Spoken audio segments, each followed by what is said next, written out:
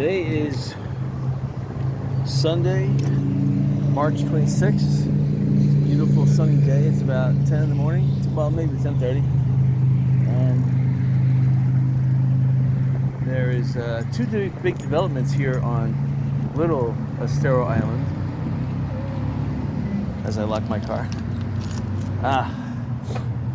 The first thing is this building straight ahead of us. Nothing's changed. Not that that's a big development. No, that's actually not one of the two. It's just astonishing to me that a business with such a nice parking lot on the corner section has not been made into a real estate office or an ice cream parlor or both. Still the same open air. They haven't done anything. The door has been pushed in line like that. Obviously bums are sleeping in there. They made no... Fantasies on the Beach is still a tent, and it says no parking, but they're open. It says Vixens now, so they're not Fantasies of the Beach anymore. But the building next to them, which now I had it on the tip of my tongue, but now it's gone. The old restaurant will come to me in a moment, but they finally knocked it down completely. So there's open space. It was something Warfield. I think it was called Warfield's. The Warfield's restaurant. So if you see it, now it's gone. So it would be interesting if more businesses opened up as tents, because this tent that they made here, that better have to be heavy duty vinyl leather, because if that's just like plastic, those tarps, that thing will wear out in 2 months or less. So this has got to be that billboard material vinyl, and that stuff lasts about 2 years. But anyway, so this is a pile of rubble here, and again, you know what? There's value in rubble. I mean, look at it. All these concrete blocks, you could probably salvage. Probably enough to build a small house. And there's a pile of metal over there, so they got the tin off, trying to separate some of the steel. So they are doing some recycling here on site. I see 4-inch PVC, which they use for plumbing. And I see a lot of steel, like girders, like they must have had, well, I see a lot of rebarb too, but they must have had a lot of canopy. And they also had external power going through that. Here's a 1-inch pipe for water, probably irrigation. Anyway, and that gas station has not opened up again. That's the weird thing. That they spend so much time. It looks like it's in great shape. The gas pumps looks like they're working. It's that the gas pumps in the store are not open. That place that opened up almost immediately. They had that place like within a week and a half after the hurricane. That was renovated and back to work. This place here, they just piled up. All the trees are gone, but they piled up with RVs. So again, there wasn't much infrastructure wiped out here. All right, so that's enough of that area. Let's talk about so the first thing is Warfields. That was knocked down completely. Finally, just a big pile of rubble now. And across the street here, you can see. There used to be boats over there. Last week, I just noticed that they were putting prices on boats. $40,000 for destroyed boats. They're all sold. So I guess I was chastising. I thought that was a stupid idea, but man, was I wrong. They sold all the broken boats within 1 week. Probably within one weekend. They're all gone. They're all sold. Wow, I didn't realize there was such a big market for destroyed wrecked boats. But boy, was I wrong.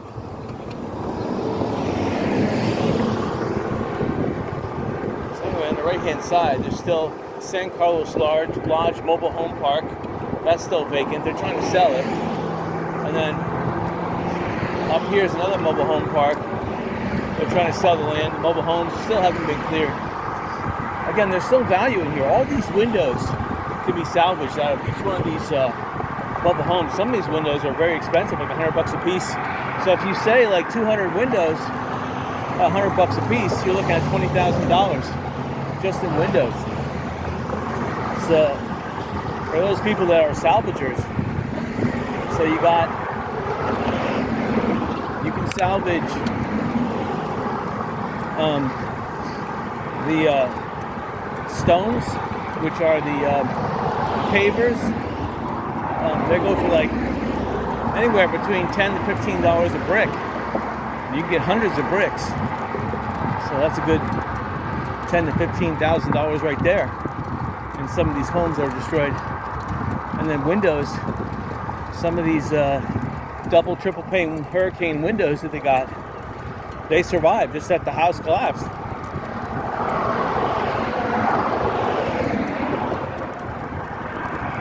I got my ballistic glasses on, and it's kind of breezy today. There's wind coming out of the south.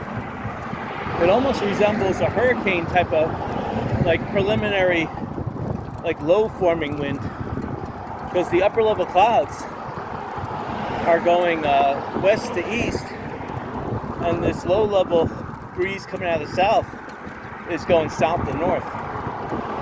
So that type of convergence usually generates thunderstorms. So I want to get out bicycling early in case thunderstorms would pop up today.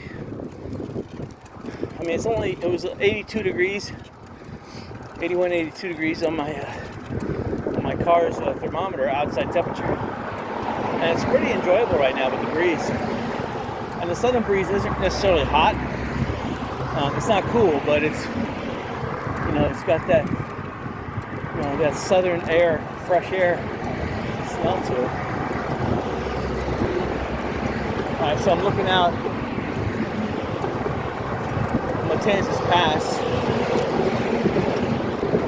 I don't see much, but it's pretty much all cleaned up. I'm looking up at all the docks. The docks look completely redone. And I'm looking south, Matanzas Pass. You wouldn't believe there was a hurricane here. The only thing that resembles damage is right here at old San Carlos Boulevard that had some kind of a tiny amphitheater that still hasn't been renovated or fixed. And then there's a little construction going on right at the foot of this bridge here. I forget what the name of the restaurant is, but they're not open yet. But every other restaurant's open. So traffic getting into Fort Myers Beach is pretty light right now. I've noticed getting onto Fort Myers Beach from Walmart, there's a lot of companies that are going out of business. So it looks like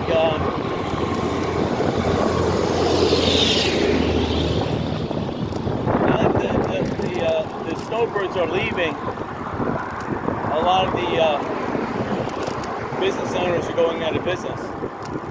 Because the locals try to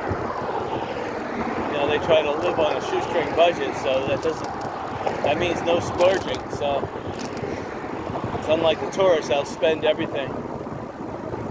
Okay, so I'm looking over at the Lighthouse Resort. I see a lot of new paint, a lot of new siding, a lot of new roofing.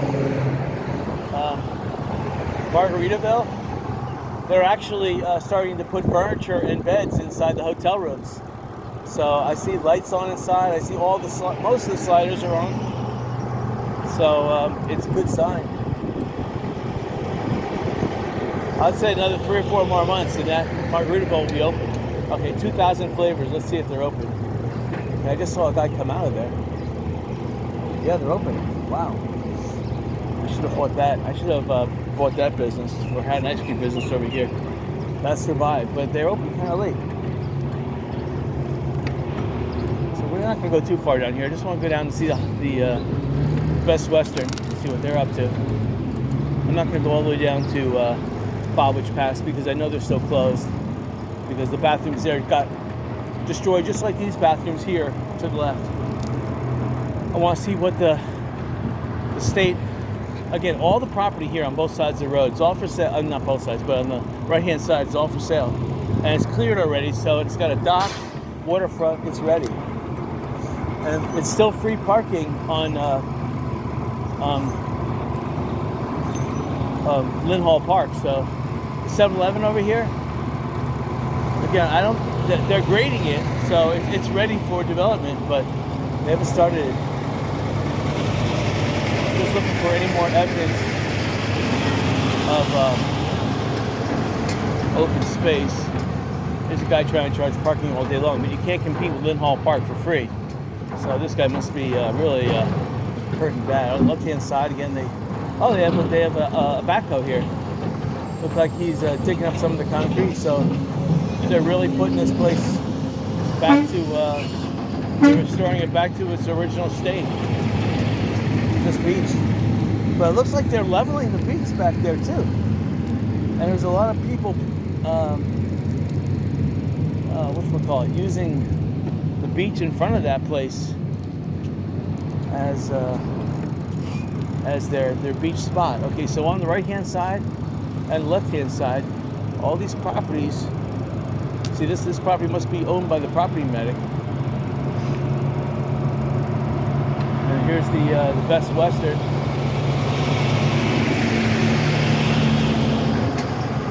All these properties are awesome. I would love to buy that Best Western and make that as the mainstay of my hotel casino. You know, that's going to take $40 million. I don't think I have $40 million, but if I had $40 million, this would be $40 million well spent. Because $10 million to build a casino, $10 million to build a parking garage, and $20 million to buy this Best Western resort. And once you get the casino up and running, because it would be about $1 million a lot, you need about 3 or 4 lots there, so 3 of the 20 million or the 10 million would go for lots. You'd build a cheap casino, but it would be very similar to those gaming palaces they have locally in Fort Myers. Initially, you know, you want to get the people here, and the parking garage would be a bare minimum, maybe 3 or 4 story parking garage. It'd probably be, I'd buy this land over here. So again, it would be the cheapest parking garage I could conceivably make, with the expectations for further on down the road that the parking garage would be probably expanded, if not demolished and rebuilt. First, you need to get the people to come to the beach and gamble. But that's plenty, ample space to put a parking garage in, ample. And nobody would complain. Plus, you'd have a little kiddie pool on the ground floor. Look at that. All right, so if you're buying property, this is the side of a sterile island to buy it at. Because, for one, you don't have to fight with that traffic to get on and off the island. You're making that quick turn, and then you head north on Estero Boulevard, and the property here is all for sale. I see for sale signs everywhere. I see Royal Shell, I see Remax. See, they're taking out the foundation, so they're making this property ready to be built upon. You know, personally, I think they're destroying some equity because I think the foundations could have been saved, but you know what? If the building contract, the building permits require the property to put back to its natural state, I guess you have to follow the rules. That's pretty sad. You have to do that. All right, so there's a trailer here. So they're gonna build something. I guess the people who own this property, that's their future. They're gonna live in a trailer. You know what? That's fine. You know, your property has been reduced. Usually, the home value is 2/3 of the value, so they're going to have to reduce the assessment by 2/3. If they don't, they're criminals, and then his taxes should be reduced by 2/3 as well. Although I don't know how that is. If you don't have a home there, you might not qualify for a homestead exemption. I don't know if having an RV on a lot qualifies you for a homestead exemption. But home sites, though, right now, the whole island, right now on the left-hand side, that little community in there, that's highly sought after. I mean, if I was going to buy property, this would be the first property you would buy in. It's recessed from the beach a little bit, and you have big properties for each homestead. So, I mean, right now, the people that are living in there with homes that still exist are enjoying their privacy. You know, it only takes about 2 years for the vegetation to grow back. If they don't cut it back periodically, it takes about 2 years. I have a Norwood land pine. Pretty much all the branches were ripped off of it Hurricane Ian, and some of the trees look like they're almost ready to give out, like ready to throw in the towel and die. But I see little tiny branches about 3 inches long sprouting out every single area of the trunk. So it took about, Hurricane Irma ripped off all the branches of the trunk too. Hurricane Ian was a little more thorough, ripped off a lot more. But so that was about 6 years. So it's going to take about 6 years for the branches to grow back. So if any hurricane comes between now and then, rest assured, I mean, the branches that did remain, which is pretty much at the top of the tree, will get ripped off, yes. Or maybe the tree will be yanked and pulled and split in two, whatever. But I don't have to worry about trimming that tree now for 6 years. That's the bottom line. And I never trimmed the tree because the hurricanes did it for me. So those branches are light enough that when the wind's blowing, they just pretty much lightly lay the broken branches on the ground. They don't like whip them against the house. Alright, so bathrooms are not open, they're fenced off. People want to use the bathrooms, unfortunately, but they're not open. So they have to use the porta potties. Thank you. Oh, bad turn here. I have to turn here because, let's see, it's probably very soft and tree roots, yes. Alright. I hope they just leave it like this and they don't decide to rebuild it. I prefer it like this. They should actually take out this whole area and make more parking here. I mean, they could put another 60, 70 parking spots in here if they would just get rid of this area. And all this concrete, what for? I need all this concrete.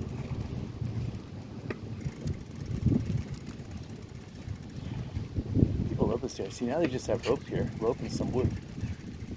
And they're starting to slowly try to rebuild the dunes, but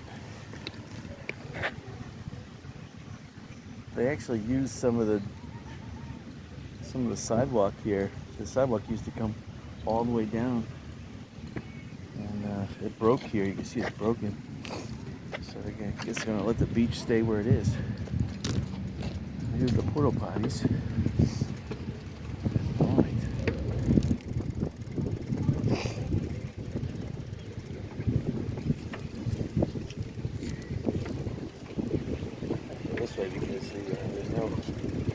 Up ramp over here, it's been blocked off. So they took away all those signs that said no bicycles, because there's no reason to restrict bicycles in this area anymore, because that little sign down there, which you can hardly read anymore.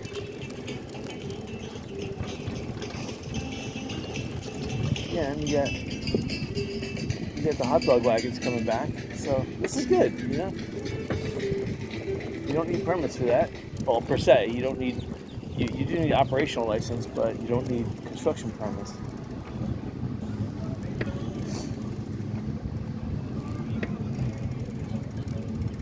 This area is going to be food truck alley. There's not going to be much here for the next 6 or 7 years because flood insurance is just too expensive. So people are not going to spend $10,000 to $15,000, $20,000 a year on flood insurance. They can't afford that. That's the difference between staying in and going out of business. Most owners here, that's what they make per year. They don't make a sustained wage. They just make $20,000. The way owners make money on this beach is they own multiple properties that are making $20,000 profit a year each one. So they have 4 or 5 properties. They're making $20,000 profit on each. Then they make that $100,000 a year that attains them that independent life. Now, rare you're going to have a property owner making big bucks down here. But they do. That's a rare occasion, and they have to bank that money for some of these lean years. Thank you.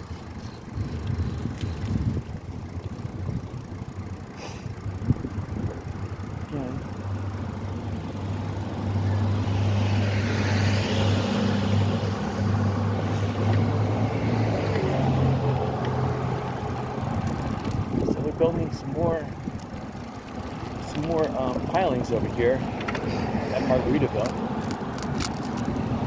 So they're forming up the concrete piles with wood. They have a surf club to the left here. Looks like they're getting ready to redo that.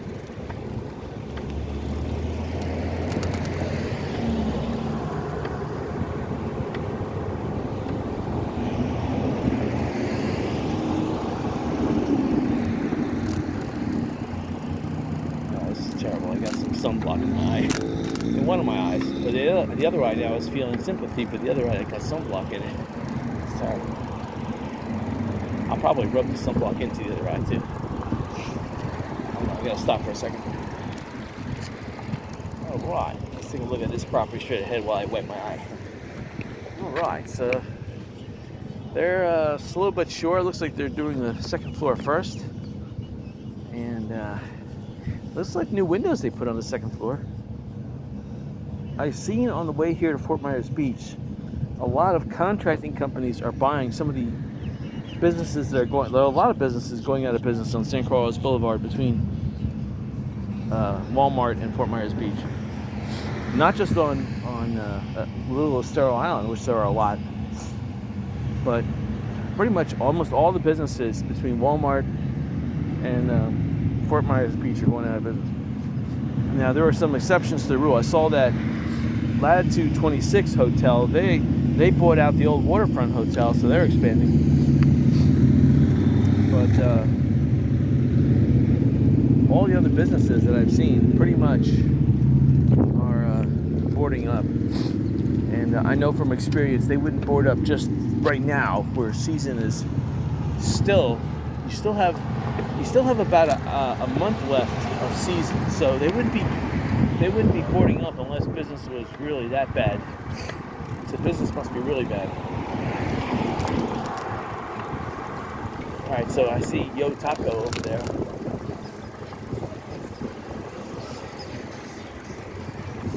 All right, so and the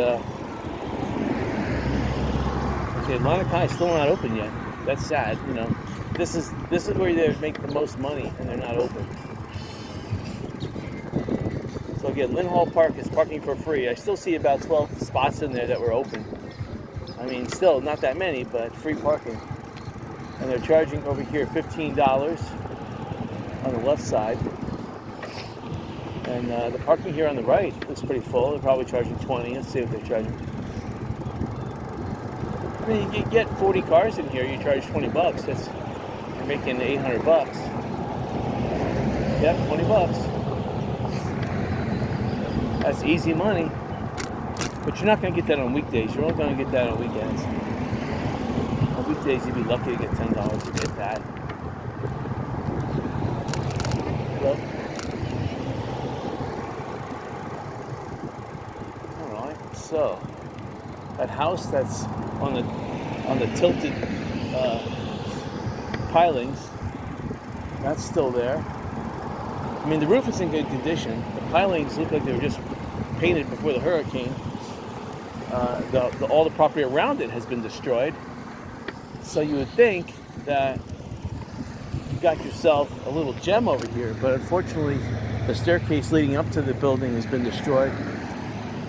And you can't see it from the road, but the pilings are kilted about 1 foot off vertical. So, and it's a wooden structure, so who knows what's going on with the floorboards. The flooring could, with that tilt, the floorboard could be twisted up. I mean, I'm looking at the joists on the bottom. I'm not seeing any evidence that there's buckling going on, but I don't know. So again, this used to be Hooters on the left-hand side. There's a big garbage receptacle. That's about it. There was a backhoe over here last weekend. I don't see no evidence this weekend. It's just too much stuff. They must have contracted with FEMA and said, hey, just take the piles of stuff away. There's plenty more concrete they got to tear up. That concrete is not level and it's been undercut, so they gotta get rid of it. this business coming up here on the right. This is kind of like the happening spot right now. So let me see what the price is here.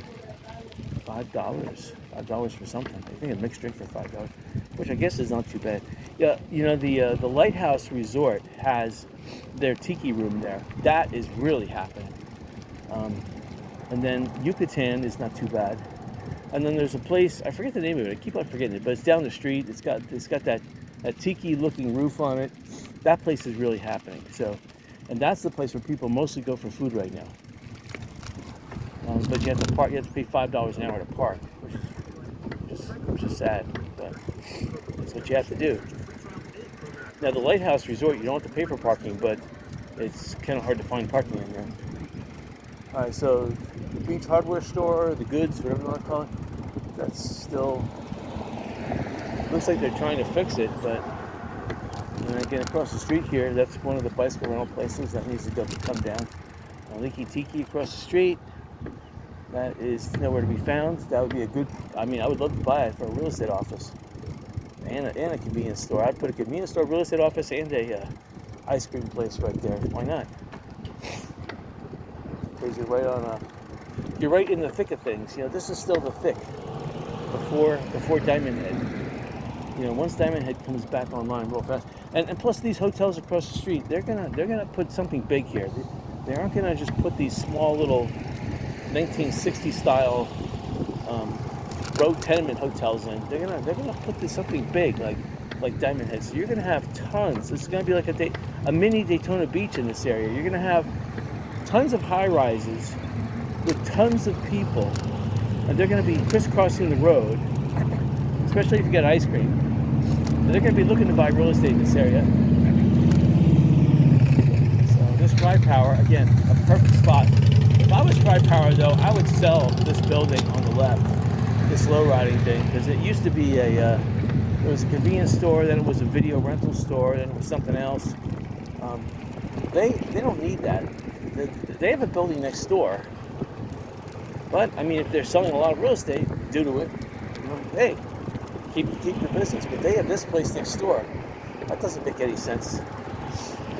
They should sell that. Or sell one of them. It makes no sense for a real estate office to acquire properties right next to each other unless they intend to move from one to the other. Here's Armando's. They knocked down that building that had that really old chimney. So that makes more open space here. And again, there's a for sale sign on the property.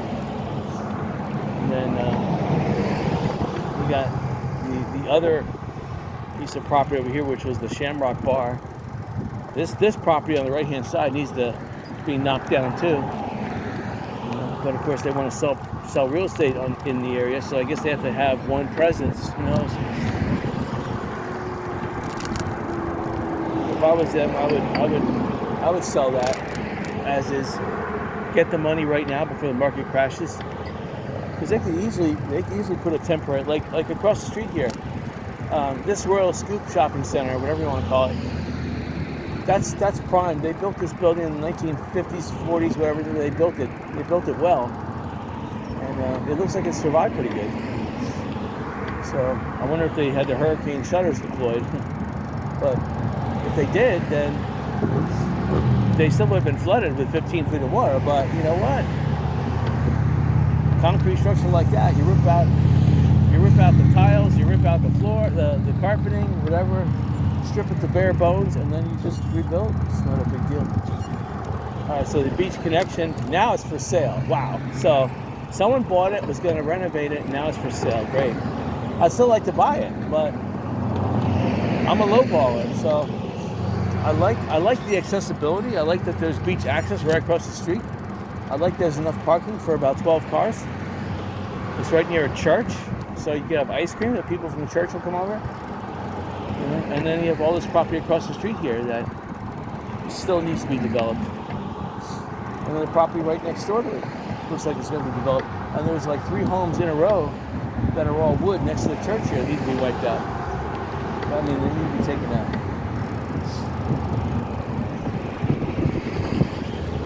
I still have to find that street that has all the or that has that gold chest. I forgot to look. I meant to look last night and I got distracted and I forgot again. Terrible.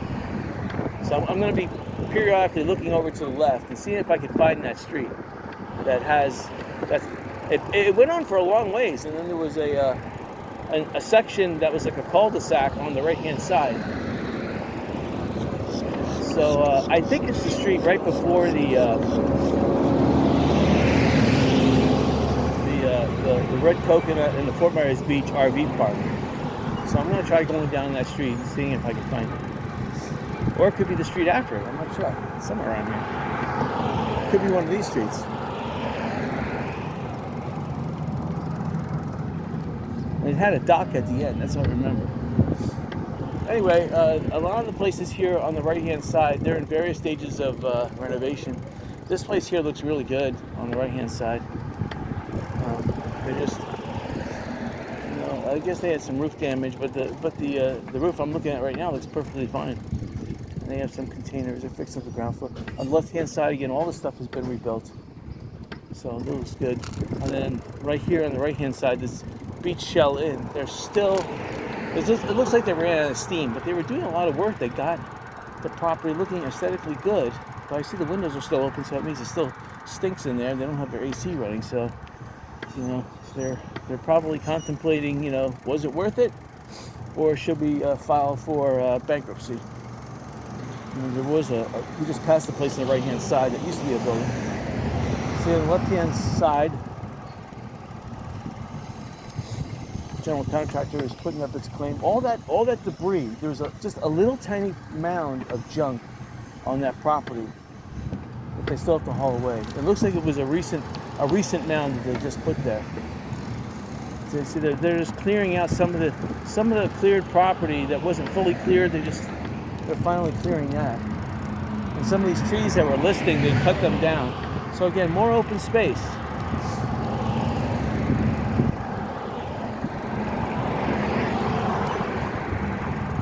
In the library, this thing should be leveled. I mean, it should be a casino, actually. I should own it, but I don't know. It looks disgusting. The building itself looks perfectly fine, but they got a big dumpster, like they're cleaning it. Obviously, the ground floor got ruined, and the driveway's got weeds growing through it, because that's what happens when you buy pavers. You have to understand, you got to put down poison like twice a year. Pavers don't clean themselves. That's why I like concrete, because concrete grows old gracefully. You don't have to put weed killer down. You know what? And I think the people have realized that once you own a piece of property and you put pavers in, the pavers takes a lot of maintenance. You got to put weed kill down. Pavers eventually, over 1 or 2 seasons of rain down here, they become lumpy, and then you have to pull up the pavers and re-level the property. Unless you put pavers over concrete, and then you're paying twice the money. The people who put pavers over concrete and then put concrete in between the diesel cement or hydraulic cement in between the pavers to lock the pavers in, make them work. That's the smart way of doing it. That's the expensive way of doing it. All right, so it looks like people have been trying to use this as a road. Driving over the curb here. But all this stuff, people have been using this as a road now. I don't think this was ever intended. Oh, I see, there is a fence there. The road here was never intended to link up. So people are renovating on the right-hand side. That's a nice building. That is really nice. Again, left-hand side, that's the Fort Myers Beach and Red Coconut RV parks. They're slowly demolishing each house, and that's left. I mean, the Fort Myers Beach, or let me see if I get these right here. The Fort Myers Beach one RV park has already been cleared, but the Red Coconut, which is farther north, they're still going after that.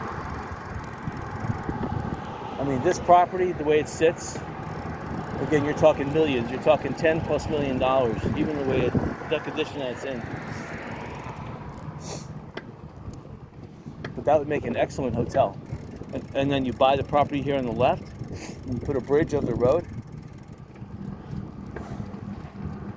You know, I would be surprised if some out-of-town, out-of-state corporation came in, like, you know, MGM or something, because that's a lot of nice land, and this would be a perfect place for a casino. You got on the right-hand side, you got fresh catch. They put the bricks back up, preventing people from parking here, but they haven't done anything on the building. It looks like they're in a quandary. They don't know whether they should fix it, but it's got a red sticker. Oh, sorry. Was that your canoe there? Well, Junker Canoe used to be right here. It was wiped out. Oh, there. That's fresh catch. But they both used to be connected a little bit, but Junkaroo was right here. They were wiped out. I wonder if they'll rebuild. I doubt it. Yeah. In fact, looking at that has a red sticker on it by the fire marshal. That means it has to be demolished in 90 days. Oh, it has to be demolished? Well, that's what that red sticker means. Oh, okay. So that whole thing's gonna come down. Was the jungle completely gone or is it not? Well, I think that they just don't have the money because right now they're subject to new building codes. So if you're more than 50% destroyed, and that, believe it or not, is also 50% destroyed, then they have to build new building codes. So they have to build the same height as that, and you're talking, at least $2 million to rebuild. Oh. So. But Junkanoo was down. That's what we're. Yeah, right here was a wooden structure right here. Yeah. Did they knock it down or did it blow down? Oh, the hurricane washed it away. Yeah. Oh my. Oh. Yeah. Thanks. You're welcome. It's a beautiful place. It'll rebuild. It'll take a couple years. It won't be called Junkaroo, but yeah, it will. All right, because Junkaroo was kind of junky. It was a nice spot to hang out, and people used to eat and then go to the beach there. Then Junkaroo got wise. They started becoming adversarial, and people didn't really want to park because they would get a ticket and they ate at the restaurant, and they didn't go to the beach, but they would give a ticket, and they're like, "What's this?" And then the restaurant would get, "Well, we thought you parked illegally." And you know what? They were kind of pissing people off, so there's kind of retribution that the tide came in and kind of washed them away. We just passed the other 7-Eleven spot, and they all have signs now that 7-Eleven is going to rebuild. That's good because we're all waiting for them to rebuild. We need the water. Here comes that church coming up. I need some water. But that guy's putting the mailbox up. That's pretty interesting. All right. Mailbox means that he did rebuild. And the post office says we're not going to deliver mail here unless you put a mailbox. It's got to be 42 inches high. All right. So it's one of these streets. One of these streets here, I know it, that ends in a cul-de-sac. Oh well. I got my eye looking. I'm looking to the left. If you're going to buy a house right now, though, the houses on the right-hand side are on the water. The ones that are still intact are going for a discount at the moment.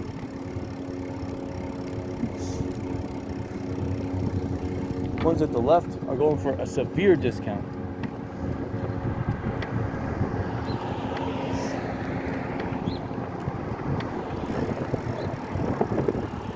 Oh, now that street is interesting. I see. There's a dock at the end of the street. That could be the dock I'm looking for. Great, now I gotta cross the road. I could have crossed the road any time in the last 2 minutes, but now I have to wait.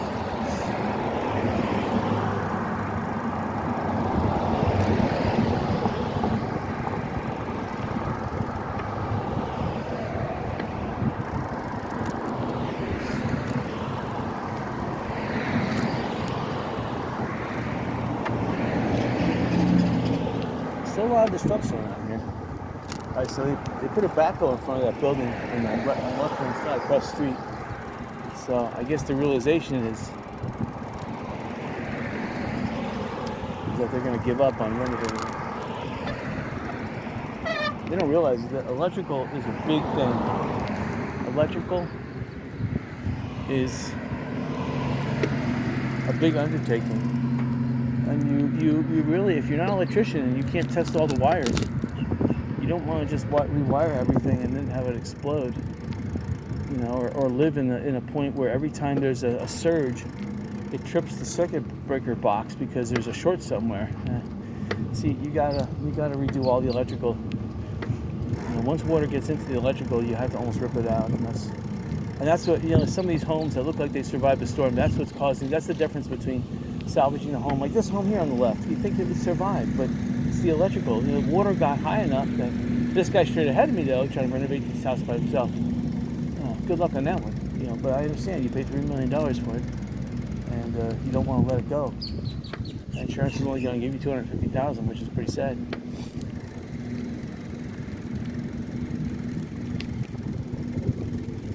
Straight ahead of us, that's the church's buildings got knocked down. Where the pastors and the nuns and everyone else used to stay. This is oh, they have some of this heat stuff. I don't know if I've had this stuff. Jackfruit. Oh, I think I did have this jackfruit stuff. Let's see.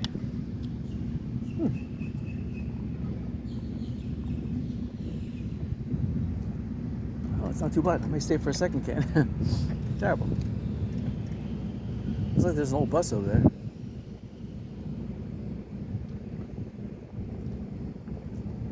That bus obviously was parked near the church somewhere. And it rode the wave. It rode the hurricane. The hurricane deposited it right there. And the back end is ripped open, so the wave went through the bus.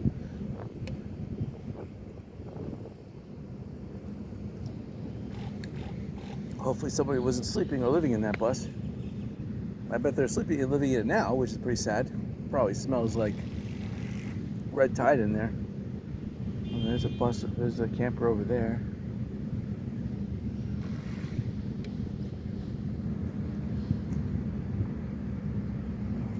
There's a slight smell of red tide in the air down here. So it's not really making my eyes water, because my eyes are watering already because of the zinc oxide from the sunblock I sprayed got in my eyes. Now both my eyes, of course, are watering because they have sympathy for one another.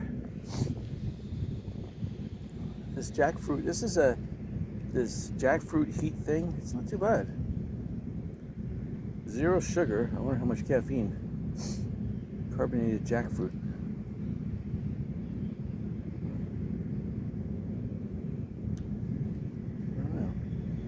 Can't really see it because my eyes are watering. Terrible. It says carbonated flavored water, citric acid, natural flavors, sucrose, beta carotene, I guess that says. Oh, amazing. It says it contains 100%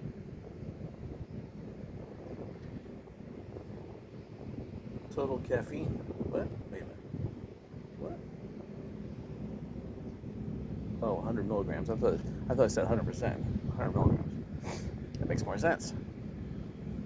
Okay, this is good. I can get to wipe my eyes.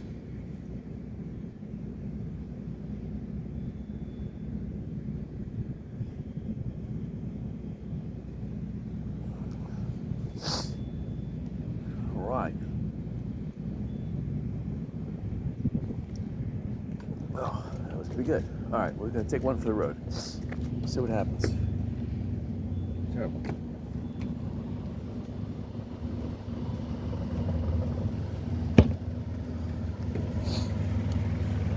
All right. Hello.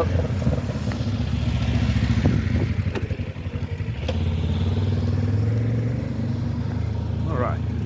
So this is a church where they have a food bank. And they have sermons, and they do offer some food and Bibles.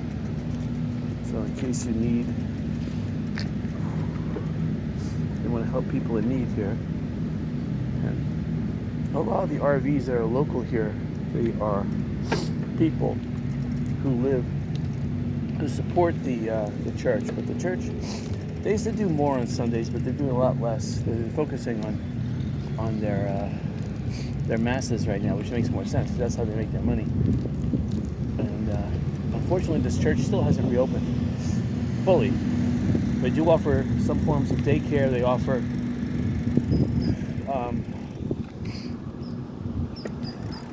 they do have some cars parked in the lot. Most of them are people that are just helping out renovate.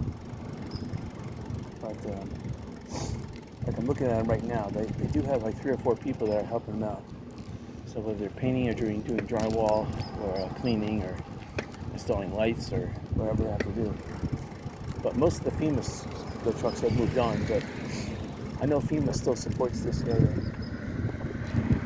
And they will. It says FEMA disaster center. FEMA probably provides them a lot of the food that they give out. FEMA's always looking for places for food distribution. Fort Myers Beach still needs it. I mean, they were hit really hard. I mean, I think Fort Myers Beach was hit the hardest, even harder than Pine Island. So, driving down the road here, but my eyes are starting to gloss over because the wind is getting more heavier, and I'm getting a little bit of this. It's not red tide, but it's more of a misty with some not really that much salt, but a southern breeze blowing over the beach like that, and has that little salt spray in it. And of course, with the sunblock blowing in my eyes, it's becoming a chore. Oh, here's the Titanic house. It's still here. Let's take a look at it. So, that's the Titanic house.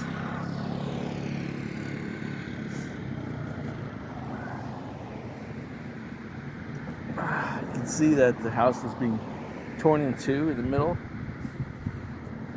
and the water got up to that, which is pretty high. It's kind of amazing looking at this, but the water got up to that first set of rafters there, that aluminum that goes around the middle of the house. The water got that high.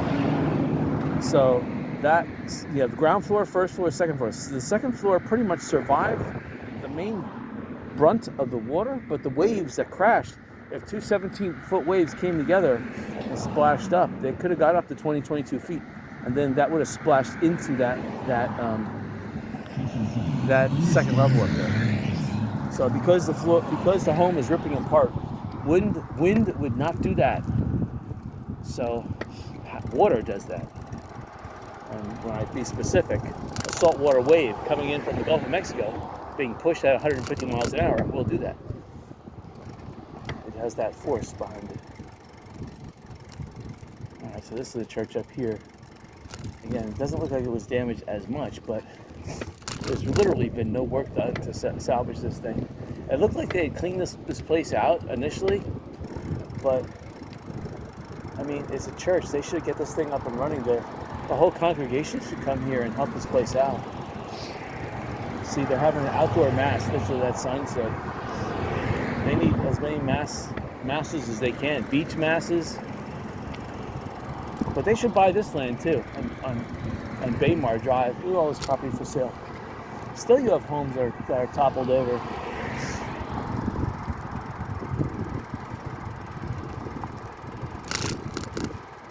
Let's check out this road here. I don't think I'm going to find it, but see over here, you have these homes that are toppled over. The roofs survived, but the homes beneath them did not. And again, the farther you get from the beach, the more homes survive because the energy of these waves dissipated.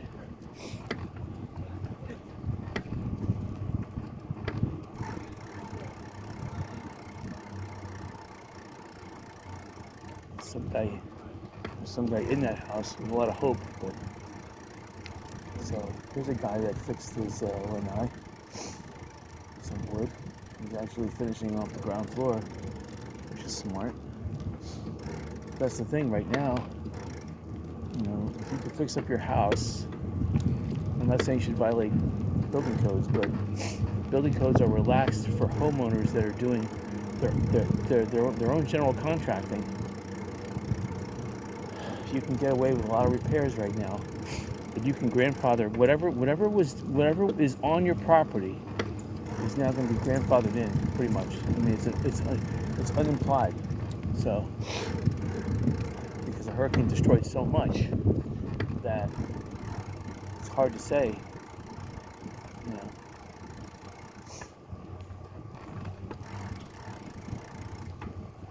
So that's another thing about these storms. So I don't like the idea of permits. I think permits is ridiculous. I think you should be able to do whatever you want to do with your property. And I don't even like the fact of property tax. I like 1% taxation, a 1% sales tax, and that applies to everything: groceries, real estate, stock market, everything. You buy it, you pay 1%. Importing of raw materials, 1%. Now, manufactured goods importing, I think there should be a 50 to 100% duty on manufactured goods being imported into the United States. I think if you're not part of the United States, then the rest of the world should pay a duty to import stuff in. And if they were to do away with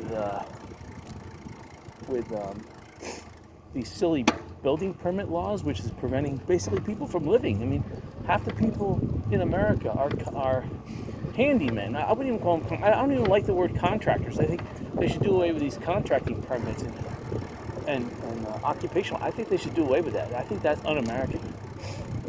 Half the people in America make their living working. When I say working, they do construction, they do plumbing, they're handymen, and yes, handy women. But they do hard work, and they do the work that other people can't do. And you would have more people coming into society working if they were allowed to, without having an occupational license, which I think is ridiculous. Occupational licenses violate. I think it's there's Amendment 6 or 7 of the Constitution, which is there's some kind of liberty amendment, and the occupational license violates the Liberty Amendment, which means that you can't be restricted from working.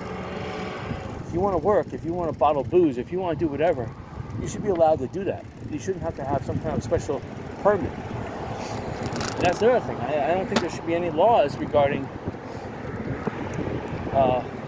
gambling. I'm really call me liberal, whatever. I don't think there should be any licensing requirements on, for one, if you're out of jail, you should be able to own a gun, many guns, and again, if you're out of jail and you're in America, you should be able to have a machine gun. In Russia, they allow citizens to own up to a 40 millimeter automatic anti-aircraft cannon without any kind of special permits. So a citizen in Russia can own a 40 millimeter, one of those Vietnam War anti-aircraft double-barrel automatic cannons that used to blow up American airplanes. But Americans should be able to own that. So in case, any other aircraft, Russia or China or North Vietnam, we should be able to have 40 millimeter anti-aircraft cannons, automatic, ready, and then the U.S. government wouldn't have to pay so much for national defense, because every American would have their own. And I'm telling you, when you have the citizens are armed up, there's no crime. See, in Mexico, they took all the weapons away from citizens, so there's lots of crime. And the same thing, in these Democrat-run states, they took basically all your rights away. So they let criminals out of jail. They don't let law-abiding citizens have guns. They tax them to death. So criminals are going to steal. They face no repercussions of their actions, and they kill people and they get off scot-free. And that's why all the people from America are moving to Florida. I mean, you can't vote anymore because the elections are stolen. So anyway, I don't want to go off on that, because you're enjoying beautiful Fort Myers Beach here, and I'm telling you, in this. Oh wait a minute, this is the road. This is the road. Hold on. This is the road, I think, with the treasure chest, coconut. And the reason why I say that is because there's a dock at the end of this road, and it looks just like the dock that had, I could be mistaken, but let's go down this road, check it out. All right, so again, every piece of property here used to have a home on it. And anywhere you see open lots, like on the left and right side, those homes got destroyed. And again, on the left-hand side, there's a house here. It looks like it survived, but a lot of the posts are off kilter, and nobody has made any attempt to fix that. So the home still stands for now, but who knows when another strong. Again, on the right-hand side too. See, they're home standing, but they're listening, and the fire marshal would not let that. So let's see. Where am I mistaken? Is there a cul-de-sac? There should be a cul-de-sac on the right-hand side coming up. But the dock at the end of the street looks very familiar to the. I could be mistaken. I think the road had a little bend in it, so this may not be the road. No, it's not the road. It just looks familiar. All the roads here look familiar. But the dock at the end of this road looks exactly similar to the dock at the other road. Nah, see, I would have already hit the cul-de-sac by now.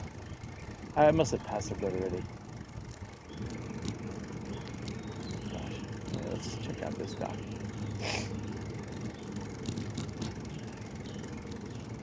This is a nice dock, though.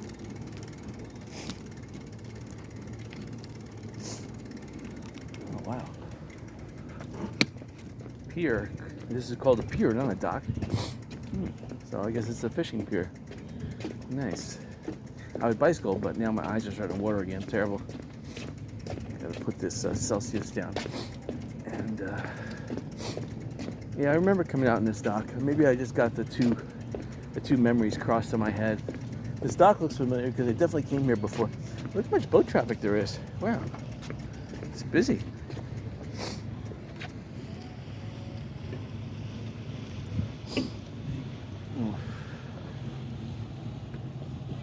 Alright.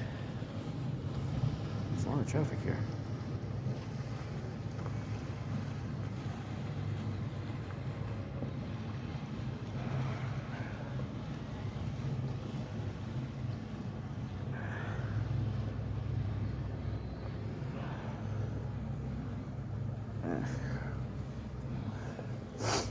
Yeah, one of the problems I'm having is that when you get old, you have to dye and color your hair to look young, and you don't have to do that. Some people naturally have good genes; they don't have to do that. They have beautiful hair till the day they die, but you know that is it's not a it's rare, let's put it that way, that you would have such good genes like that. But there are people that have that, which is amazing. But no, I'm part of the people that, once you start growing gray, I've not met a chemical or a treatment that will reverse that. You could have a skin graft or a hair graft from a part of the body that still has young-looking hair, but it's just a matter of time before that turns gray too. So you have to dye their hair, and either you dye your hair or you cut it off. And I was trimming some of my eyebrows because when your hair starts turning gray, the hair, I don't know why, but it grows faster and it grows thicker. It's like, wow, why couldn't this happen like on top of my head earlier?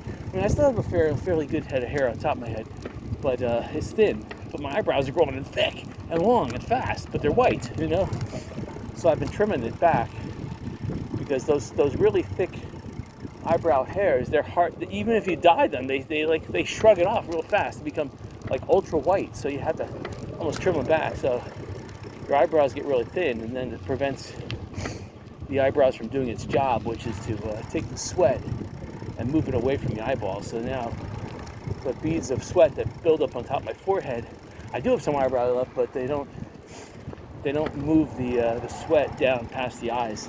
They just drip right into the eyes. So, which is sad. All right. Anyway, just thought I'd let you share that with you. All right. So on the right-hand side, still the people, the people that discovered their homes are destroyed are here with their. Well, supposedly you're allowed 2 years, but they're going to extend that. They're going to extend that. If you own property, you put an RV on your property, they're not going to allow it. They can't kick you off your property with an RV. What they really want you to do is build a house so they can tax you. And that's the thing that they're mostly scared about, is that people will grow accustomed to living in their RVs. and they won't pay as much taxes, and they'll call it a day, you know. And to tell you the truth, if you don't have to pay the permitting, you don't have to pay the property taxes, you don't have to pay the exorbitant contractors, but you can still enjoy yourself by paying less in electricity and having a spot that takes almost zero maintenance right on the beach. You know, having a mobile home on the beach definitely is very,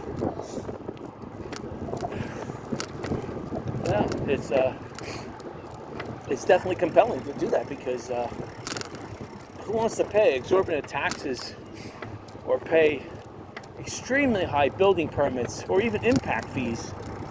I mean, it's like you're getting the storm to destroy your home, and now the city is all these crooks basically that are got these government jobs that are laughing themselves to sleep, tormenting you with their you know, you come up. I went to the counter to get a permitting a permit to put overhead to underground. I don't know why I had to do that. I mean, the Florida Power and Light, they're the ones that told me I needed to do it. They should have done it. You know, it cost me $80 more. For what? And then the permitting fee says, well, does it increase the value of your home? I said, no. I said, the hurricane subtracted $4,000 from my home. I said, can I put a negative $4,000 in here? And they're like, no. I was like, well, why no? Why do I have to put a positive? Can I put zero in here? You can't put zero in there. So it's like they're like complete crooks. They can't explain to you why they're crooks. You have to explain to them why they're crooks. And then they get confused. And then they want to like take a coffee break for an hour and have you standing in front of the counter for an hour. You know, it's just ridiculous. Places like that need to be put out of business. That's un-American. You should be able to do whatever you want with your property, and you should not be taxed either. Now, when I say a 1% tax, that is, if the property changes hands, that includes inheritance, you got to pay a 1% tax. Now, I'm not really for inheritance taxes, but I'm for, you know, to maintain the government. It should be at a bare minimum. Okay, here's the property that I wanted to buy, and here's the sad thing: they're developing it. Anyway, I think there should be a 1% sales tax, and then that sales tax applies to everything. So here's the old tennis courts that I really liked. It was part of the Yachtsman Cove subdivision, not the one in Sandoval, but here in Fort Myers Beach. And they're grading it and dumping sand here. I really like what they're doing. But what does that mean? So I have to investigate this land. Let me see if there's a... So this is Williams Drive, Glenview. I'm gonna see, I'm gonna check this out.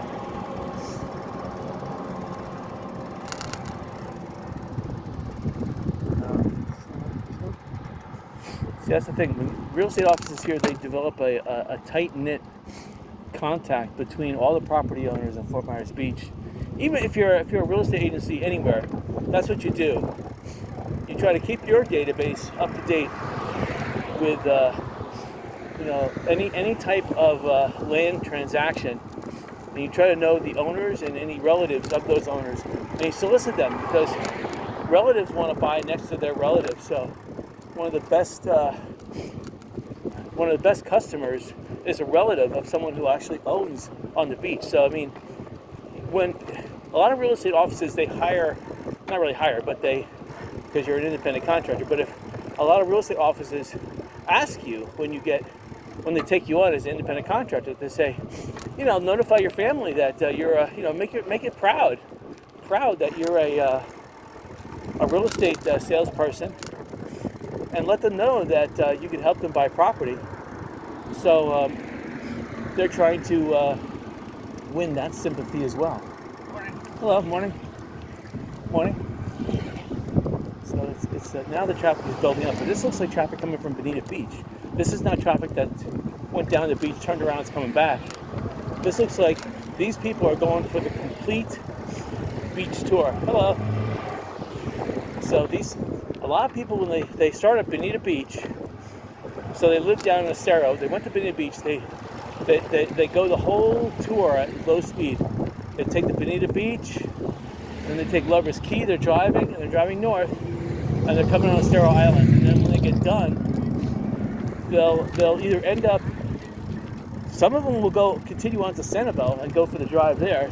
Again, this is the weekend Sunday drive. These people don't really stop at garage sales.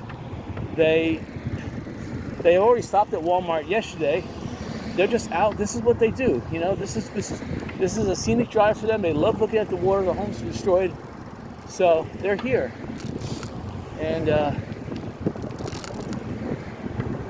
that's where they come from. They start, and then some of them will go to Sanibel and do the same drive over the causeway, and maybe eat somewhere on Sanibel, or they'll go on the drive of Sanibel, drive down to the lighthouse. If it's open, they'll drive around the lighthouse, maybe park for a half hour, look at it, or maybe not even park, just drive around, look at the lighthouse that's still surviving, and then turn around and drive down East Gulf Drive. Then they'll go to Middle Gulf Drive, and they'll usually end at Bailey's, either do some shopping or some of the restaurants in that area, or they'll just, okay, the house I just passed to the left, I learned that they own most of the property coming up here.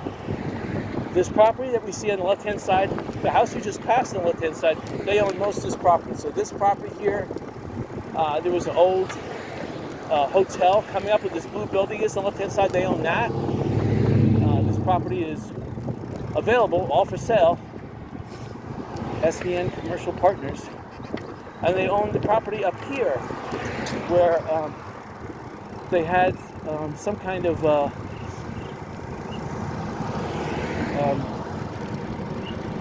I like this property right here. I like it a lot. Now, I like it a lot means I can afford to spend very cheap. And so this property on the right-hand side, they're developing the property on the left-hand side. I don't know what they're putting in there. Looks like they're going to put some big condos. But this property here, straight ahead, that's owned again by Tri-Power Realty, 21st Century. I like that. And then over here was the this property here was the beach laundromat / car wash. And it's sad I'm bicycling over it right now, but you know the foundation still looks pretty secure. I need to put drill down and put nice concrete pilings in. Let's just drive down this street. This is something new. I haven't done this. Always, if I haven't. Oh yeah, I've come through here. Not recently, but I've come up this road and come this way. So let's just go straight. Just check it out. Just a little side adventure. We're doing a little exploring here. I want to see how some of these properties have fared. So on the left-hand side, that guy put a lot of plywood up, but it looks like he's still trying to make a go of it. So more power to him. You know, he probably paid again $4 million for that property, and now he's living in a mobile home. See, that's the thing. You're living in a mobile home right now, but you're renovating your property. You better have a good idea on what your end game is. That's the key here, end game. Because if you're living in a mobile home and then you know, it takes you about 2 months. After 2 months of living in a mobile home, you develop a certain lifestyle around living in the mobile home. You almost not really like it, but you become accustomed to it. And true, there's a little inconvenience in a mobile home. You know, mobile home sways. Even when wind blows, it sways a little bit. It's a little less insulated, so you hear a lot more noise. But on the same token, you do a lot less cleaning. You live life a little more outside. You're burning a lot less electricity. So it becomes a little more back to nature. And when you live a life like that, where it's a little back to nature, you become a little more, you start understanding what beach life is all about. You know, it's not about living inside a house. It's about getting out of the house and living more of the beach. And that's the thing, you know. The smaller the house, the more beach life you know, salt life you want to call it, beach life. You know, I can understand. I have a builder inside me. I want to build things. I don't just want to retire. I want to do things, you know. So this road is really turning out to be some nice road at the back here. So this is a little circle. It looks like some people are getting ready to build that, or that home bought it. They might put another garage in there for their boats. Let's see, you have a nice big piece of property here on the right-hand side. It's available. It looks like one lot, could be two. And then every home here on the left, these are multi-million-dollar homes, probably $3 to $4 million minimum. And they look like they survived. this little estuary here, this would have protected them from a lot of the havoc. See, there's still a piece of property here on the left available. So if you have $4 million, probably this lot will probably be about a $2 million lot, and then a minimum $2 million to build a house. So you'll be at 4. But in a year's time, if the economy still holds up, you might be able to get 6 out of it. So you could buy the property for 2, put $2 million into it, build a nice home like this, live in it. It's hard to say because it's going to take about 9 months to a year to build this home. I mean, that's the problem. The permitting is going to take 30 days, and the inspectors are going to be dragging their, to get back here. But the property looks ready to build on. It doesn't look like you're going to get hit with an impact fee. And the utilities, yeah, you're going to be paying $7,000. But you can see right here, the utilities are already underground. At least the power is underground. You see the utility poles going up. So these aren't the best. When I did my overhead to underground power conversion, my protective plastic sleeve goes all the way up. So theirs only goes to there. So the water was higher than that. So the water actually went in there.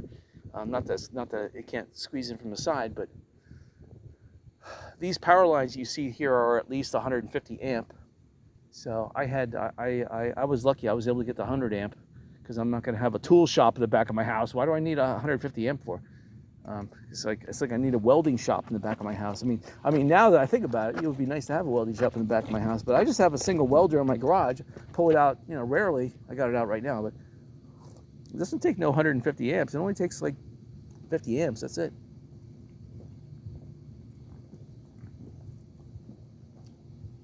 But all right. So my eyes are doing pretty good right now.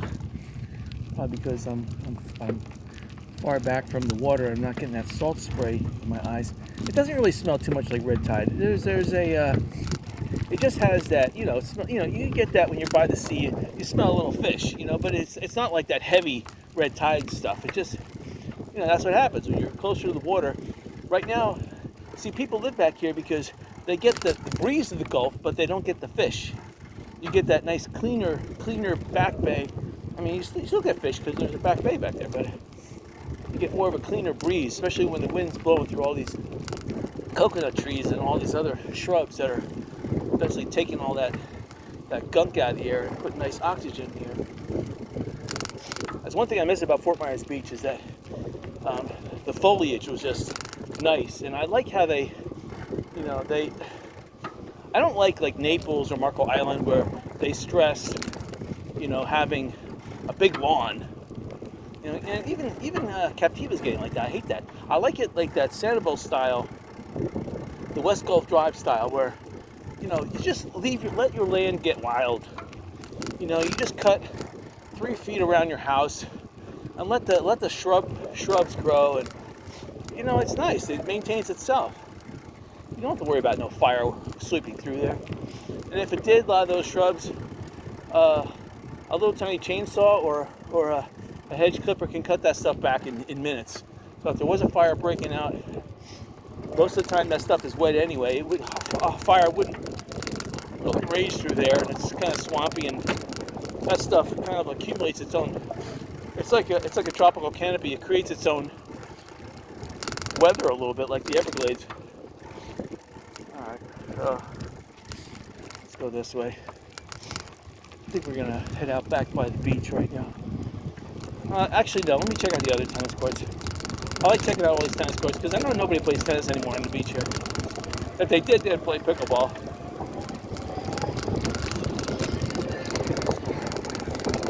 That's the thing, you start becoming acclimated to living in a mobile home.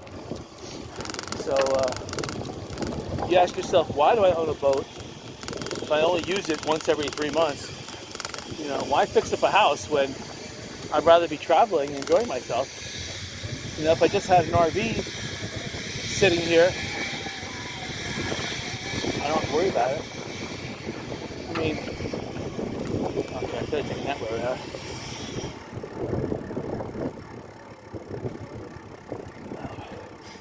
Now there is a back road. I've taken it once that goes around the church on the backside. All right, let's see if that road still exists. going kind of slow. I know I'm burning up a lot of video time. And if you watch my videos, you'll notice that there's a little gap, like every so often, like every 20 minutes there's a gap. That's because it takes, not really 20 minutes, every 15 minutes there's a gap because at 4K it burns, at 4K resolution, it burns 4 gigabyte of memory, and then it pauses on this 4K camera I have, and then it goes over to another video, and it takes 2 or 3 seconds for it to resume. So the audio I have is on my Samsung phone that's got the quadraphonic phone. My Samsung phone actually has better video. It's sad. It's just that the video is wavy because it's not designed as like an interlaced action cam, whereas my 4K action cam is, I guess you would call it interlaced, so it's not wavy. And then when you're looking at the video played back, when you hit pause and still on like a VCR, my other camera, the video clarity is perfect, whereas my action cam, there is a slight fuzz going on. All right, so this is what I'm talking about here. Let's see, this is no trespassing. I just feel terrible, but let's see if I can get in here. Let's see if they fix this. They haven't fixed it? Oh well.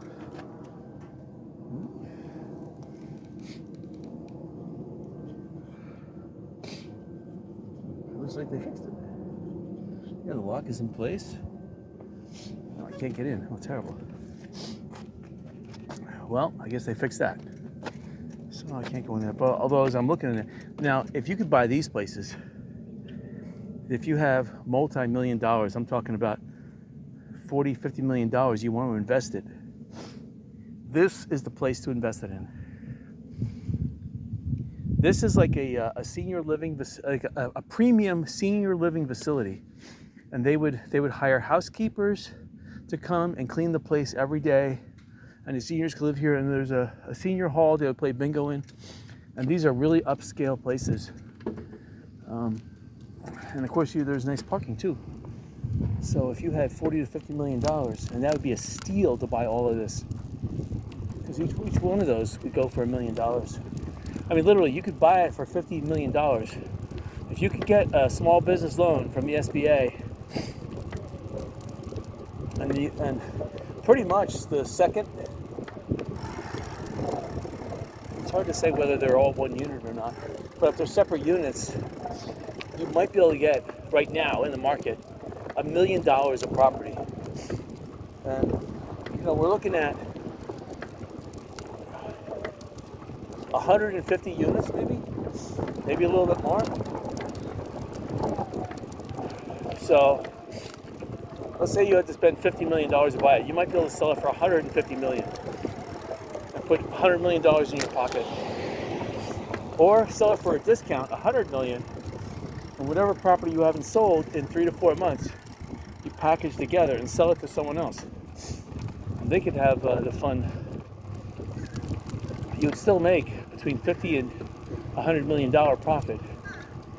And the nice thing about that is, yes, you would have some sleepless nights for the first 30 days at least, if not 60 days, knowing that the 4% interest SBA is piling up. But once you start selling these properties, and to tell you the truth, those properties you probably sell, just put a big sign here on Estero Boulevard, and you can sell the properties without the interaction of a real estate person.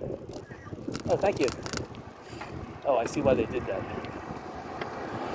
Because there was a roadblock coming up.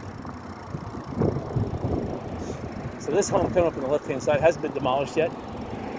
If you buy it, buyer beware, that's for sure. There's that thing there. That. I mean, the back lanai completely fell down. The whole roof was stripped off. Water penetrated everywhere. The electrical is completely kaput. I drove down some of these side streets over here on the right-hand side.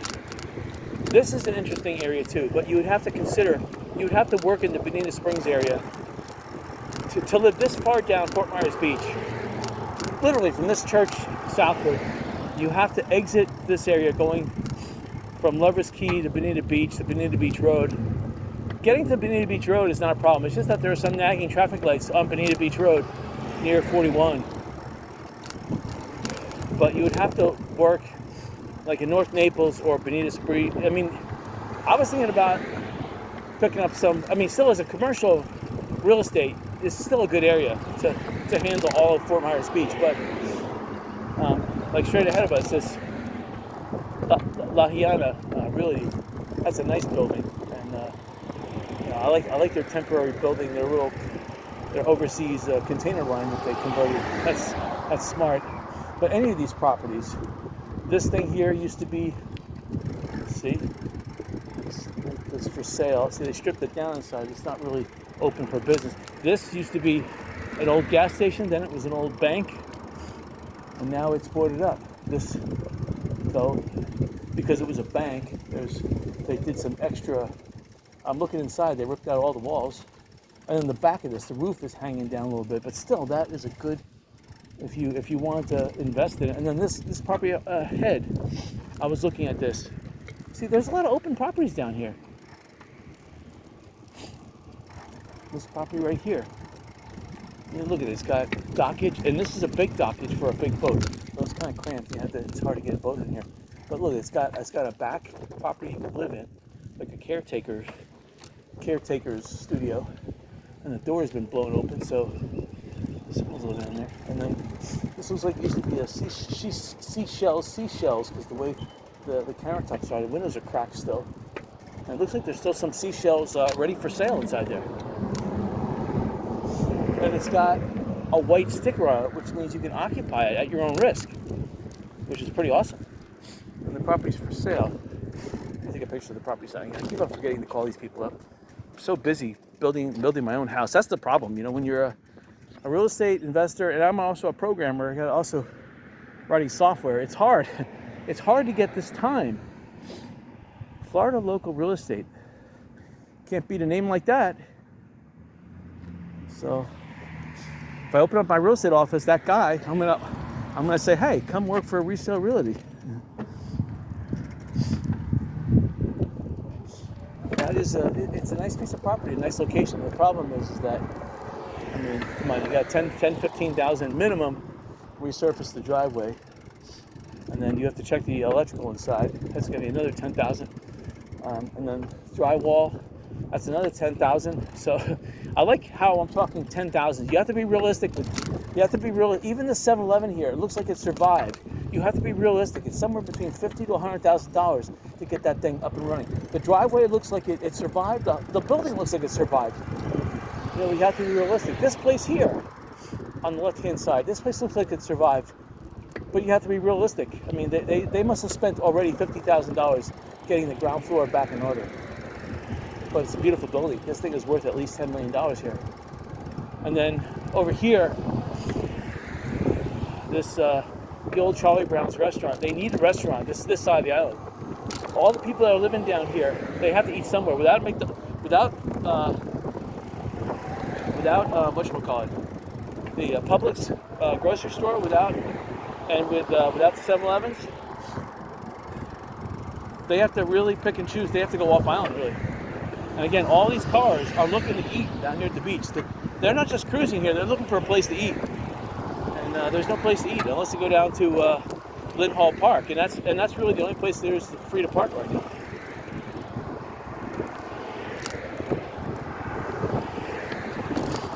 Again, I like this beach theater. They're fixing the roof, I see. They already fixed the parking lot. Did a great job. Again, the guy spent $50,000 on this parking lot, and he rebuilt his seawall. That's another expensive. I shouldn't drive in here, but it's so tempting. I want to see what they've been doing. Look at this big ladder going up to the roof. That's amazing. My knees would be shaking so hard. Going up that, I'd be halfway up that ladder, and the ladder would be wanting to do one of those slapstick crashes. It would be shaking so hard. But they cut down all the trees that were back here. There was a lot of sea grape and mangrove. They cut that all down. Used to never be able to see this dock. even that house behind it, straight ahead, that's sustained significant damage. But look, they had a roof that probably put on right before Hurricane Ian. So the roof itself survived. You can see that in the kitchen area and the garage area, it's some severe damage. They put it up, and they probably had a lanai that was torn off, and they probably had a screen over their pool. It looks like they had an aluminum screen, and that was ripped off. That was the worst of it. The rest of the homes down the block, this home here, they pretty much renovated it. They put new screens. Still got some rips on it, but they looks like they rescreened it to the most part. It's wider here than it is at the entrance to the canal. It's narrower and it kind of widens up. That's kind of weird. But there's a little rowboat that's upside down. Their dock here, they need to put weld-in aluminum eye-bar, or two of them there, kind of like a cradle. They need a new. Oh, look at that fish jumping up! Damn, I didn't realize it was good fishing in this area. There he goes. Wow, he's saying, "Catch me if you can." I could throw a net in there with just a piece of paper on it, and then he would go for it. Wow. You don't have to waste gas going down on your boat. Just throw your hook and line right here. I'd walk out on that dock there. That would be perfect. All right. Gotta stop dreaming here. All right. But yeah, this beach theater I like a lot. I mean, let's see what you can do with it. You can make it into a Jerry's supermarket. It's got a lot of that attraction. The CVS, whatever you want to call it, drugstore down here is not opened yet. This thing would be to make a great little Jerry's supermarket. It's big enough. You got a lot of overhead. You don't need to have a big back area to store stuff. It could be like a Jerry's, but like a store the food like Costco. Just palletize everything. Sell it in bulk. A lot of the businesses, a lot of the hotels that have snack bars, they want to buy their rolls, bagels. Okay, here's one of the here are the tennis courts I've been looking at. So again, nothing's happening here. I'd like to buy each one of these lots. Again, I'm a cheapskate, but you know, if 300,000 or less, I'd be a buyer for each one of those. And I still think that's a lot of money for a piece of property that I still have to develop. I'm a cheapskate. I'm proud of it. All right. The thing is that once you get your income up to a point where you could substantiate spending more, then exactly, you elevate yourself into a new, let's put it this way. Once you get your annual income above $1 million, then you're considered an elitist and people like to spit on you. But once you get your yearly income, your cash flow up to $1 million, then you could almost do any type of business transaction that comes to your mind. You could just, $1 million, that opens up a lot of businesses each year. And you become like a Shark Tank investor. Hello, morning. You become like a Shark Tank investor and you start, it's fun at that point. Because you could open up a business and see how it progresses, and you don't have to worry about, because you're making that much money a year, you don't even have to partake in building that business. You just hire someone, you tell them what to do. Obviously you start everyone off at minimum wage. You tell them, I hire from within. I'm never going to hire from outside. If I do, they start at the bottom. So as a trust factor, you want to hire everyone at the bottom first and only promote people from within. That gives the people from within a fighting chance. It gives them a dream. They're going to work hard to succeed because they know that, oh my God, now this is something new. This is something new. Wow. Now this is something to look at. Okay, this old Holiday Inn, the Wyndham Garden Inn. I thought they gave up on this place. Okay, I see something amazing here. This is something I can't believe I'm witnessing. I'm going to show you. starting with, let's take a look at here. So these properties were being fixed up. Again, they're a great bargain. If you can get any one of those properties we just scrolled past, look straight ahead. There's a big sand mound there. Okay, I'm gonna try to cross the road here. We'll see if I can cross the road. Nope, not here. Wait, hold on. All right, look at this, straight ahead. Look at this big sand dune. They just put this here. You look straight ahead. Hold on, I have to navigate. Look at that. Something's happening. Now, it looks to me that they're going to fill in the lagoon in front of this hotel. But if they're going to fill the lagoon in, that means they're going to rebuild this hotel. Which means that Wyndham may make a casino out of this hotel. So,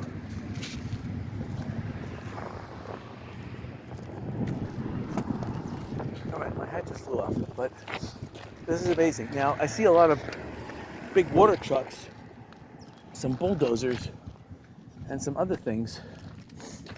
So we're gonna have to go on the beach right here and check this out, because it looks like Wyndham is true to his word. He's not gonna give up on an investment. And I thought that was a little strange buying this old Holiday Inn, because, you know, this thing was like built in the 1960s. It was one of the oldest holdouts. It had the Holiday Inn Christmas tree sign. You know, that big tree-looking sign with the big star on the top of the sign. I love that. That was one of the things I loved looking at. Hold on, we're gonna walk my bike, but this is a beautiful paver road here. It's not really a road, a parking lot, but these buildings here on the right-hand side, they're a buy too. This thing is made strong, and there is a sun deck on both sides of both roofs of this building, so you can go up to the top of the building for a sun deck. You don't need to go to the beach. That's the nice thing about the building here on the right-hand side. On the left-hand side, that's the Wyndham, the old Holiday Inn Hotel. And look at this sand dune. I don't know how much truckloads of sand that took, but that is a lot. That is a lot of sand. So it looks like there's an easement going to the beach here, so we're going to walk this easement. So it looks like it's who knows. But look at the sand here. I mean, this covers the whole first floor. Looks like a snowdrift up in Maine, or in Quebec somewhere. Wow.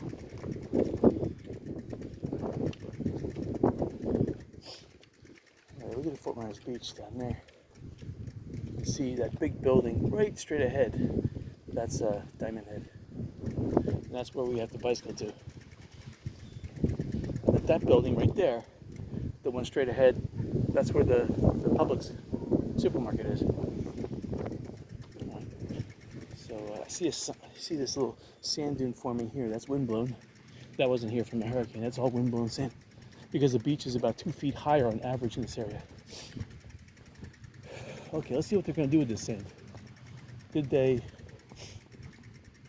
scrape the beach and put it here, or did they dump sand here? It doesn't look like they scraped the beach here. It looks like they physically dumped sand here.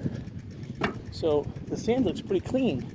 So where did they get the sand from? Did they get it from the beach, or did they get it from dredging canals? If they get it from dredging canals, the sand would be dirty.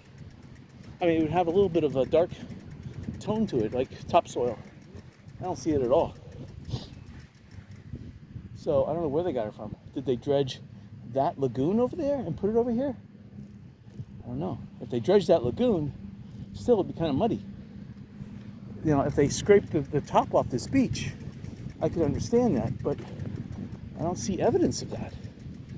I see a lot of tire prints out here. They did scrape the beach. But, I don't know. If they scraped the beach, they got a lot of sand, man. I mean, looking back, look how big that sand dune is. It's taller than that's almost as tall as the building. Yeah. So, obviously, they intend to do something with this beach. Obviously, they intend to fix this hotel. Obviously, there's a lake over there that intrudes on their property. And with that much sand, they can't do really too much squat. But if they keep on doing what they're doing, they're eventually going to have enough sand to fill in that lake. And I don't know why you would want to waste money filling in the lake when the primary goal should be to get the money generating hotel back up and running first. I mean, filling in a lake, that doesn't make any sense. I mean, you could build that much sand there. That would take, if you were scraping the beach, and maybe if other condominium associations were helping, were chipping in to scrape the beach here, I could see you might be able to break even by charging them, $500 a load. So that's more like 100 loads there. That's 100 loads of sand. So that would be 500. Wow. So that'd be $50,000. 3 condominium. So 17,000 a condominium. It's hard to say. Maybe. All right. So this is groundwater here. So I can feel the sand is kind of mushy. So it looks like we can pedal on top of this. Oh, sinking in a little bit, which means that tide could be high. That's not. Now I'm smelling a little bit of that red tide stuff. I got most of. Oh, wow. Hold on, I got to downshift. All right, that's a little better.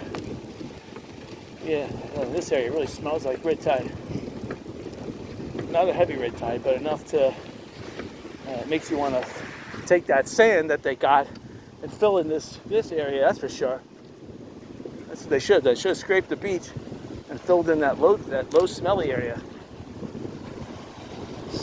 Just filling in that low smelly area would cause the value of that property go up. Either you fill it in or you dig it down so fish can get in there and there's still dead fish here in the beach. The tide looks pretty high. It's probably 11 o'clock by now. Shoot. The tide looks like it's coming in too, because the aggressive nature of the waves. They look like, and the wind, of course, is blowing south and north. So the wind plus the aggressive nature of the waves looks like the tide is coming in. And yeah, there's plenty of seashells. Look at my tire. It's fantastic.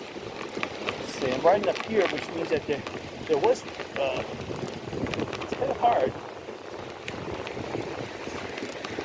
There was a wave or two up here. High tide did come up this high within the last 12 hours. So maybe this is like the lower of the 2 high tides. But the tide is coming back. Each wave is progressively coming in farther. So it's probably a traditional high tide around noontime. I'm trying to find at least a nice seashell for that.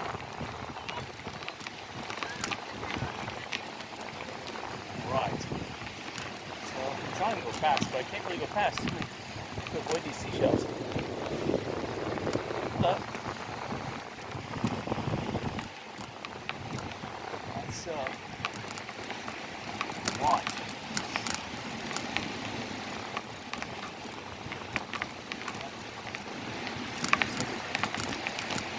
Boat here. Tire treads in front of me. So, Fort Myers Beach is a buyer's market right now. It's not really if you own on the beach here, gosh, it's hard to say what you should do because come hurricane season, it's going to be harder to sell the property because, for one, lenders are not going to be wanting to lend anymore.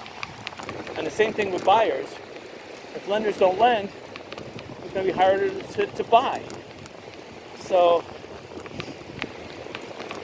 rainy season is going to start sometime in May. I have a feeling it's going to start earlier rather than later because I'm looking inland right now. I see nice cumulus clouds.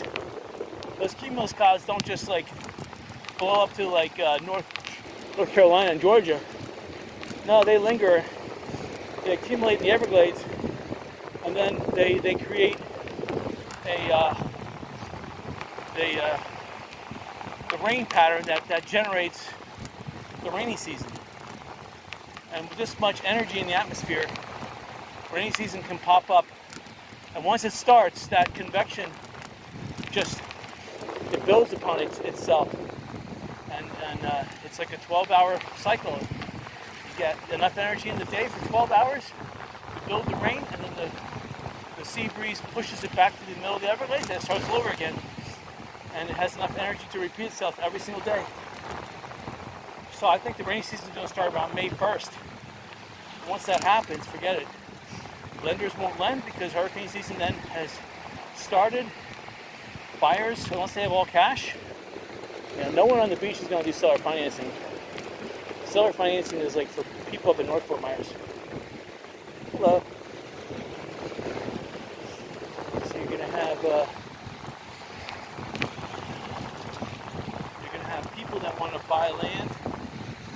They won't be able to get financing. Sellers won't be able to sell unless they seller finance or with all cash offers.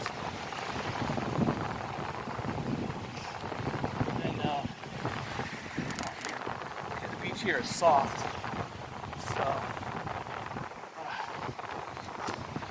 we'll go a little further, but if the beach stays like this, we're going to have to exit the beach.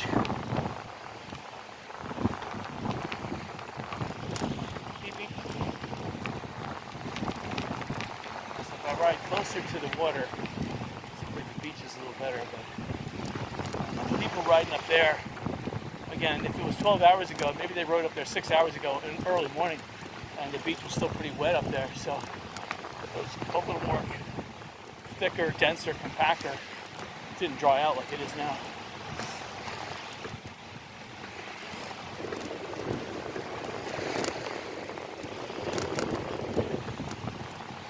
See more people.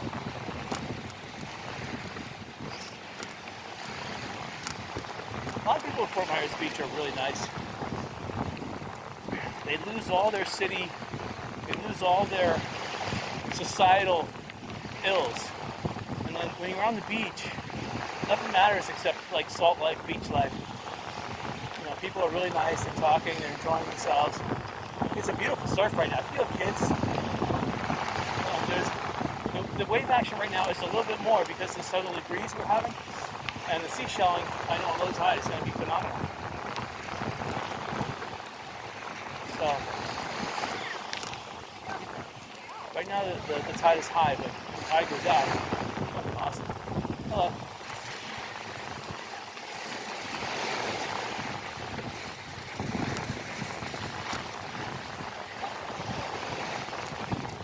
So, I'm in a lot of soft sand right now. I'm trying to coast over the. Oh god, this is bad sand. I'm not wearing my surf walkers like I normally wear. I'm wearing my docksiders. I should be on a boat. But because it's this kind of 1 to 3 foot, it's not calm out there.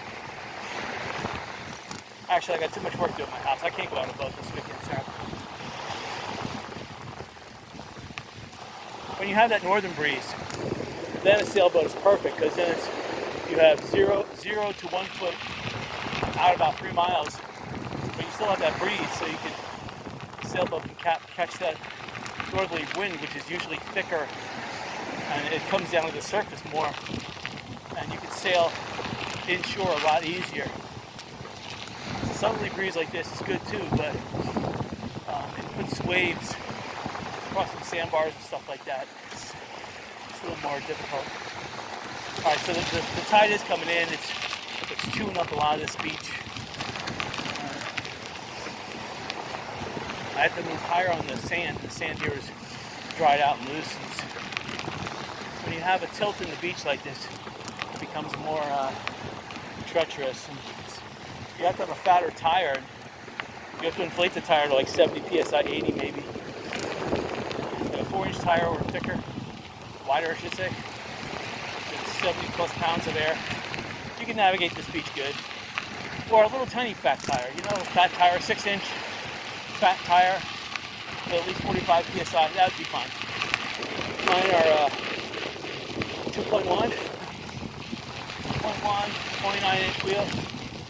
About 60, between 60 and 65 psi. It's okay. Like right now, it's okay. The beach is pretty firm in this area, and the gradient is not that bad. So there was more of a chance of a southerly wind to wash water over this sand and take out the air. That's what counts. It's easier to bicycle on compacted sand with no air in it. Once the beach dries out, the air gets in there.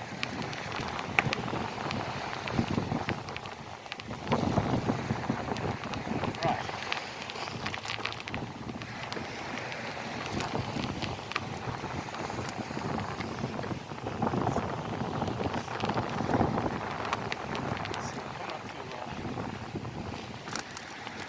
Coming up to Publix. There's also been a lot of people on the beach. I don't see that many kids yet. So you'll see that around mid-May where the schools get out. You'll see more families.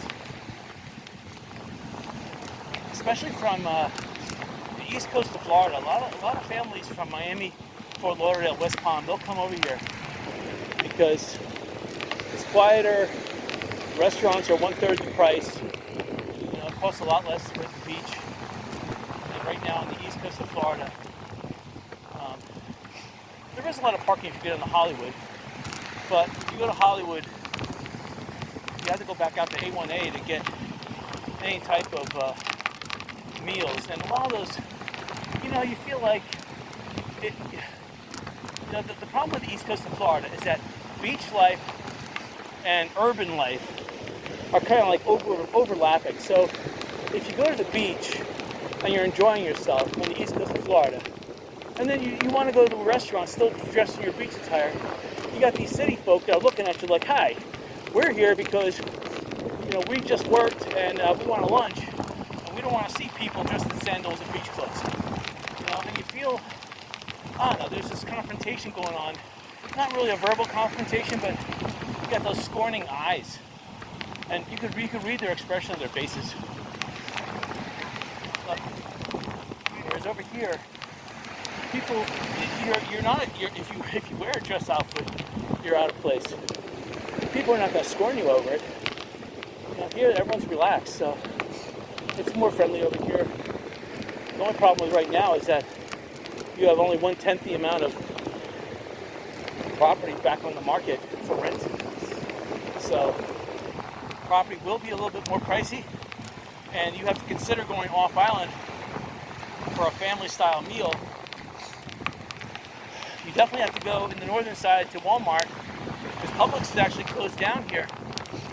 There's one Publix down by Sanibel on Summerlin that's open, but the one on St. Carlos Boulevard closest to Fort Myers Beach is closed. There is another one down by Big Lots and where McGregor Boulevard and San Carlos meet. That Publix is open. And then the Publix is open up by Winkler Road in Summerlin. You go up there. But the Walmart, which is Summerlin and San Carlos Boulevard, that's open. That's pretty much where you have to go for food from the north side of the island. And then the south side of the island, you can go to Bonita Beach Road and 41. That's really where you have to go to get food. And then you got the Publix and the Walmart there as well. So right now the beach is not too bad.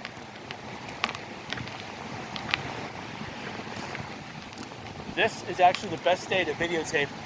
I should make a videotape of the waves. This would make an ideal beach video leader. Beautiful cloudless skies, beautiful big waves. This is nice. We'll see. Especially in the area where there's no seaweed. And high tide, this is especially nice for video. I mean, no one to interfere. I just didn't bring a little tiny tripod with me. I forgot. I have a handheld tripod with me, but I said if I find a garage sale, I'll stop. But that I can't really mount that in the ground. I have a little tiny tripod that I bought. I'm trying to think if I bought it for $0.25 or if I got it for free. I think I got it for free. I should have brought that. I should keep it in the car just in case. I mean, it makes no sense. I have it in front of my computer at home, but I should keep it in the car. Hello. So I'm looking at some of these condos on the right-hand side. Looks like they're doing work, but a lot of the concrete was compromised. So a lot of the balconies, the concrete in the balconies, they had to knock out the floor concrete, the whole balcony. And the problem with that is that the ground floor balcony displaces a lot of the weight above it. And when you knock that out, you have to really check on those pillars to see if they're holding tight. Hello. So that's the problem with that. Hello.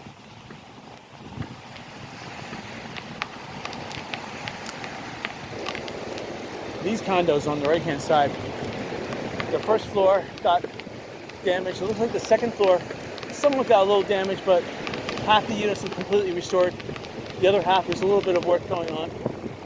And then above that, the third floor, fourth floor, fifth floor, they look perfect. So if you're gonna buy a condo, that looks like there's 12 times 3 floors, 36 places available. So in other words, you could buy that place for $30 million, the whole thing, probably make a profit.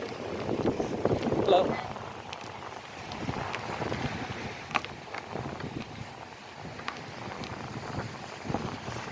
Hello. Alright, so over here, this is where I think they're getting all the sand from, but I don't see the shaker deck that they have here.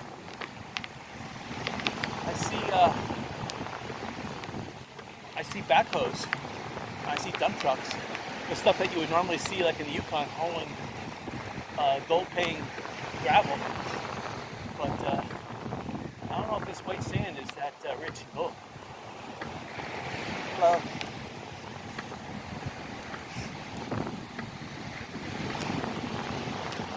I'm starting to meet some people here. This used to be a public park area, that's why there's a lot of people here.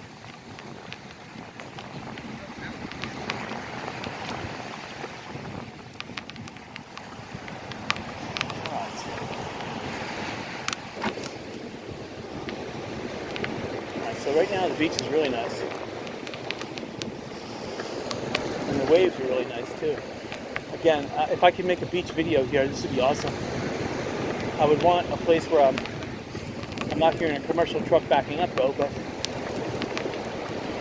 there's even some boats out there, which is kind of cool. I could take the video, crop out the boat, put my sailboat in with the checkered flag, so that the wake of the boat would equal the sailboat. That'd be awesome.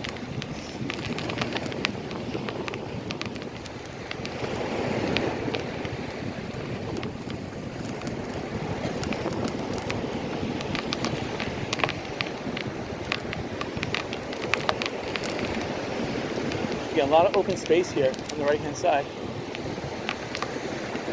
We already passed the Publix, so the next major thing would be the Red Coconut RV Park, or I should say what's left of it.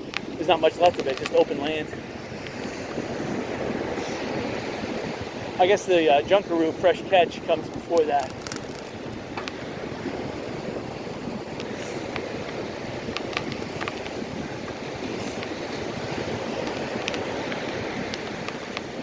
I guess, well, actually there is the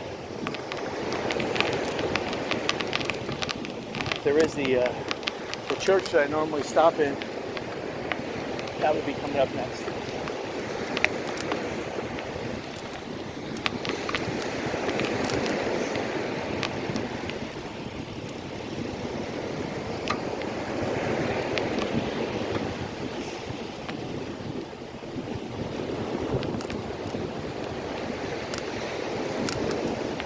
So I'm passing by what looks to be, I forget the name of this road over here, but there's tons of RVs down it. Oh yeah, here's the other church. So the church I normally stop for the drinks is coming up.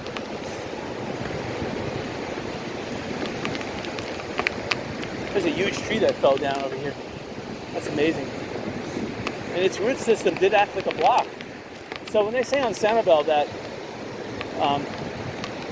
the Australian pines were no good at preventing erosion, they're wrong, because Australian pines grew to about 80 feet tall and their root structure was about 50 feet in diameter, And when those trees fall over, that root structure, believe it or not, acts like a good impairment to big waves.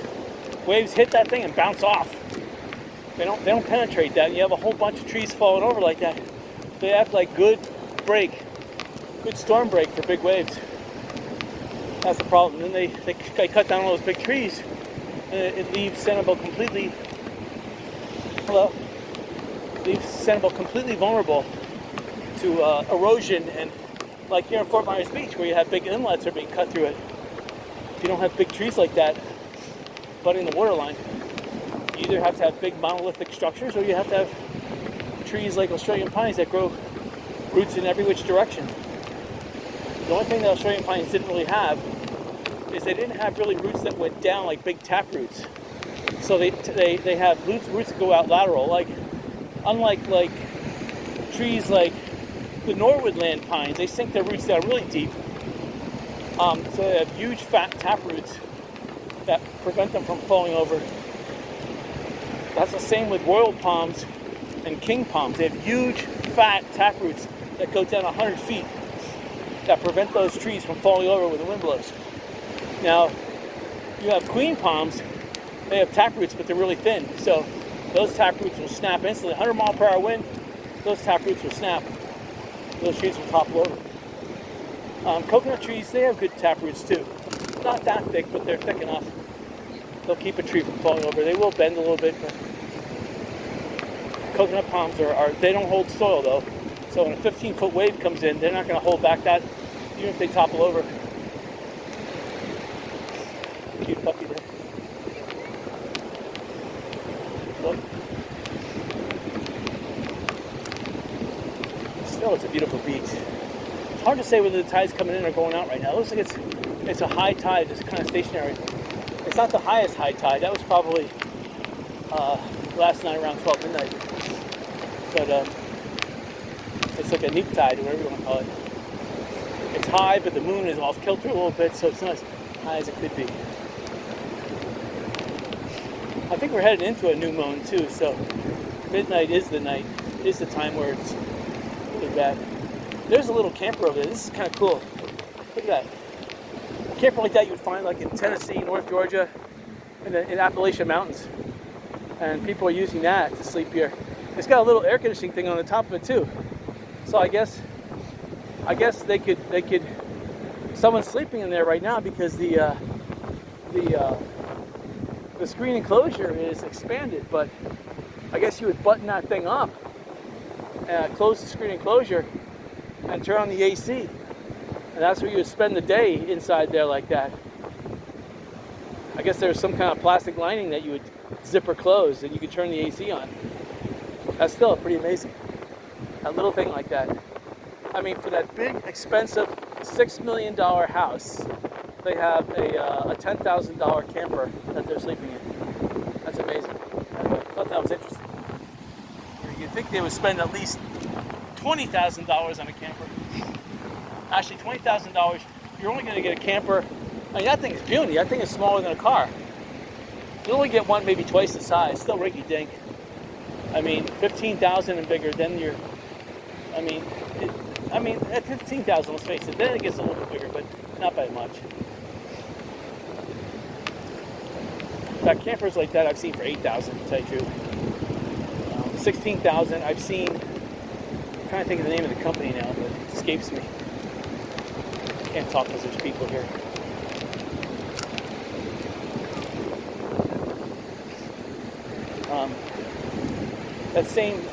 That same company that makes all that camping gear, they make campers starting at $12,000, and they're actually not too bad. I have neighbors that got some. The name will come to me in a moment. Terrible. All right, so here's old Junkaroo coming up on the right-hand side, or Junkaroo's gone. Fresh Catch is still there. Again, it's got a red sticker on the side of it. It means the Fort Myers Beach Fire Marshal says you have 90 days to destroy this, or will destroy it. We'll charge you for the demolition. So they're probably, the demolition contractors want $100,000. Obviously, I wouldn't pay $100,000. I'd rather have set fire to the place and have the thing burn itself down. But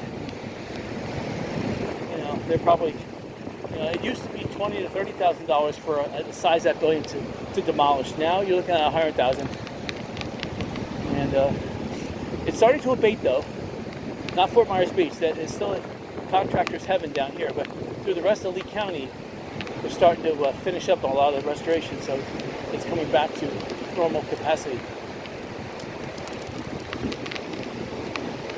So you can see that the parking lot is closed because normally you would have people galore parked there and sunning on the beach. So again, here, the red coconut is on the right-hand side, Fort Myers Beach RV Park. Again, I don't know what's going to go on with this property, but it looks like Lee County Sheriff has situated themselves here so they have a beautiful view of the beach.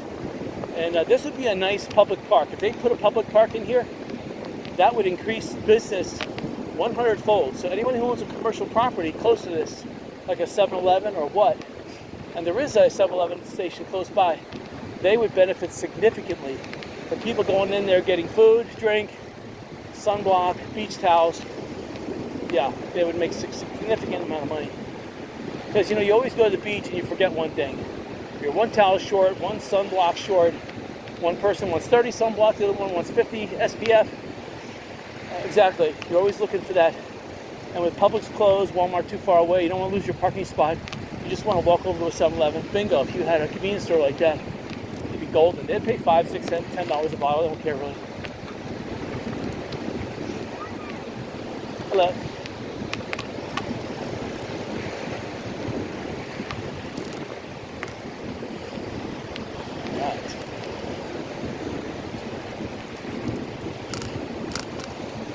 Wind is picking up, but it's coming from the south to north, but it's blowing right through the openings of my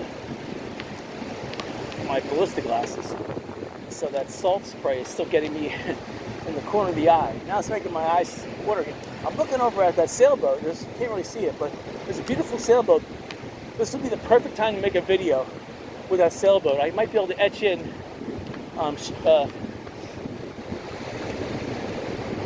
look, I might be able to etch in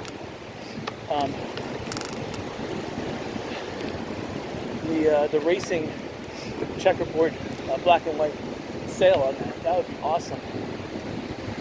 That way I wouldn't even have to do the whole video, but it would look kind of crummy though. I'll have to really meticulously etch that thing in. That would take at least a full day. I don't know if I want to spend that much time. Again, I'm cruising at low speed here. This is terrible. I gotta wipe my eyes for a second. Hold on.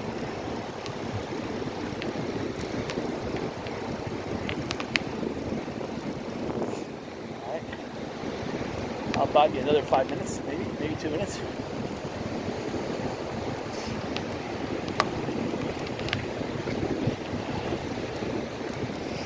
Alright, so the beach right now is really nice. So there's a lot of people walking on this, so they're compacting the beach just by walking, so I can feel it. It feels nice and hard.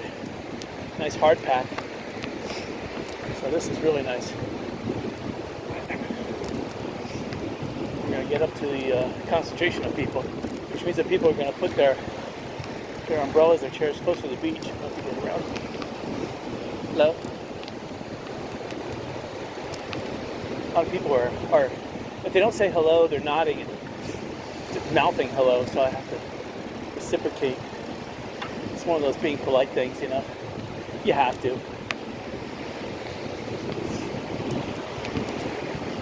Looking at the water though, these waves are just totally awesome.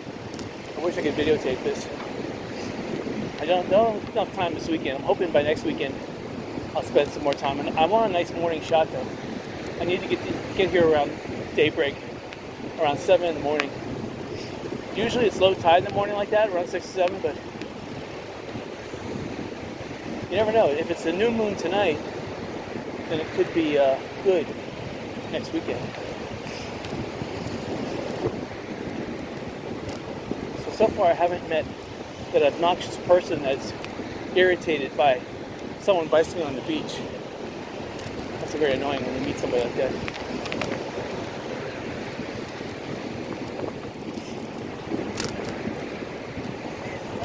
That's the thing. All the bicycle rental places right now are out of business on Fort Myers Beach. I haven't seen a hotel that still has bicycle rentals. So a lot of people that are looking at me right now are wondering, you know, does he have a Billy's bicycle sign on his bike, or, you know, where could I, you know, they're looking for advertising They want to see if I have some kind of advertising on my shirt or on my bike. I mean, I know people are staying here at Diamond Head because there's a lot of people that are on the beach in front of Diamond Head. There is a parking lot across the street from Diamond Head that appears to be free parking at the moment, but I don't know if all those people are there or not. I've seen a lot of out-of-state cars in Diamond Head, so I know maybe not the whole building's rented, but it says now open, 11 to close. That could be the restaurant though.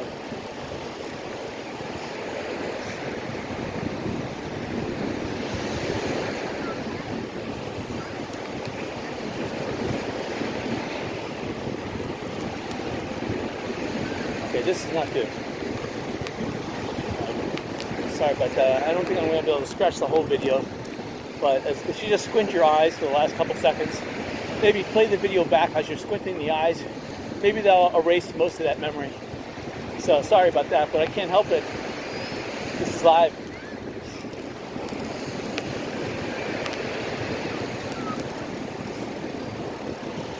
Hello. I think that was a premature hello. I thought she was going to say hello, and I was going to reply with hello. The waves here are getting bigger, which is more amazing.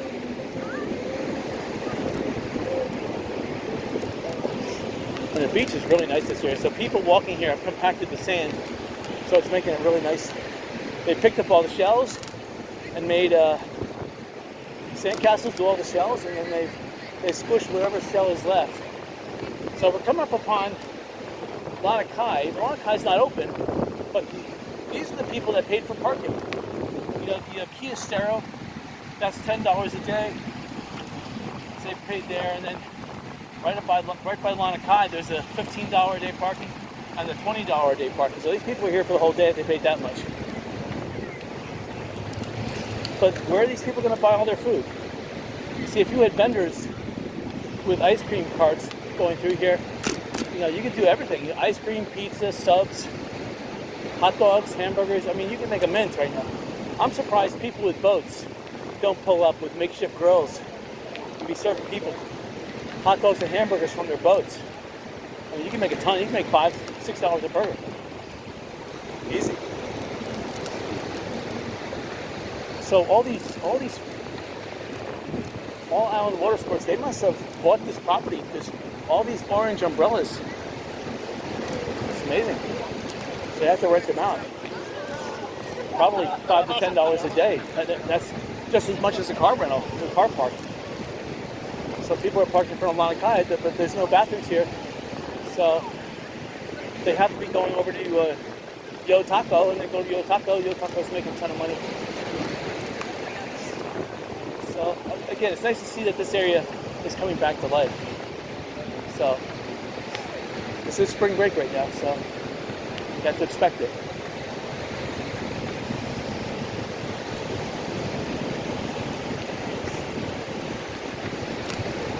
People playing football, it's pretty cool. And then, up ahead is Diamond Head. Again, they're putting in fixtures and beds inside. Beds and furniture inside Diamond Head. So they're getting ready. I would say within 3 months, they're going to start renting that place out. It looks like it's far from being rented, but part of it's going to open. They need to make money. And the part closest to the Lighthouse Resort is going to open first. And then they'll probably save this beach area. But they're going fast. And they have to go fast because they have to have this thing done before rainy season, which is, again, a little over a month away. So they're working fast to get this thing done. They can't have another hurricane go by and ruin this place. And they're putting on flat tile roofs. They used to have a shingle roof. They put on flat tile roof. Flat tile survived a lot better than shingle, so they did spend a little more money with the flat tile. So that's amazing to notice. Look.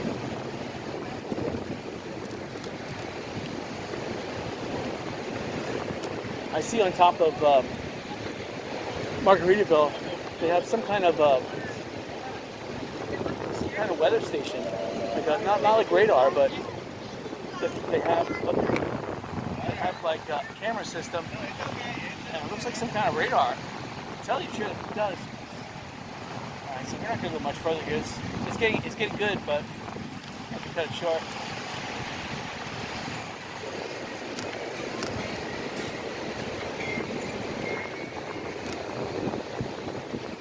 Yeah, people are looking at me saying, where'd you get that bike? Where'd you get that $35 bike? This $35 bike is awesome. And it's got V-brakes on it, but I'll tell you, it's got 29-inch wheels with slime-injected inner tubes with brand new outer tires. This thing's handling excellent. I just sprayed it too. I lubed it before I came out here. It's not making any noise. So I'll have to hose it when I get back and spray a little oil on it. But it's handling really nice right now. I even sprayed the brakes too. WD-40.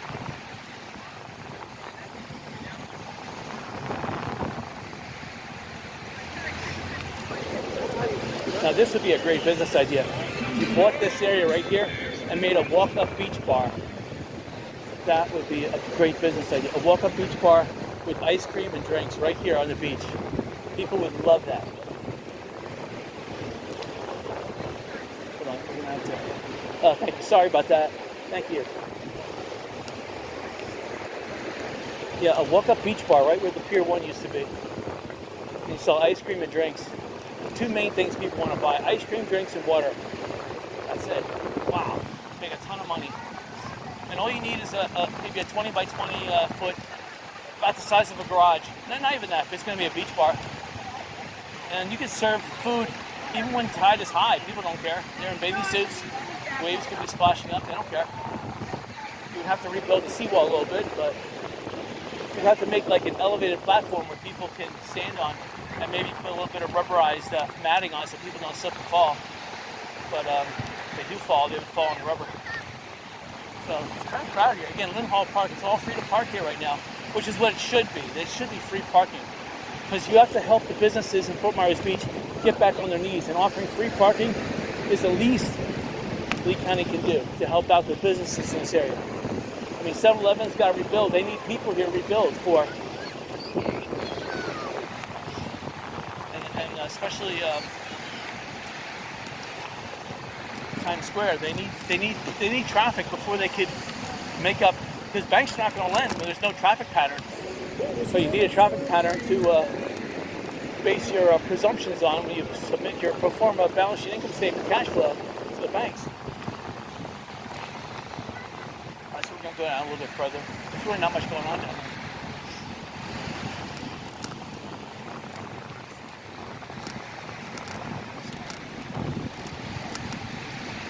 The beach here is just happening to drive on. Don't worry about it. We're looking for sand traps, and people building sand castles, but I don't see much of them. And the beach is hard enough so that a lot of people have been walking on it, compressing the sand. Even the dogs love the beach here. It's amazing.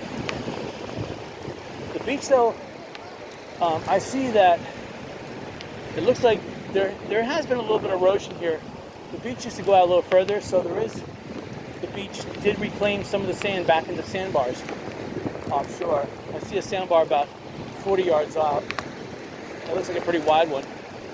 But that one will eventually move to shore come in the summertime when it's a little bit more wave action. So, in fact, right now with the southerly wind, that sandbar is being pushed closer to the beach, especially with all these waves. It's imperceivable, but it probably moves about 2 feet a day closer to the shore. All right, so we're gonna cut it short because we already covered this road and there's not much beyond. We just passed the Best Western again. Take a look at it. They are renovating it. The first floor, the second floor looks like they fixed up. And again, there's 10, 8, so there's 36 rooms to rent. If you can get that for $20 million. The problem is I want the whole thing to make it a casino. That's not going to happen though. I'll take it short here. This is a good exit point. Yeah, the problem with that, if there's 8 on the top floors, that's 16. You can make 16 million selling for $1 million a piece. You're still short the $20 million purchase price.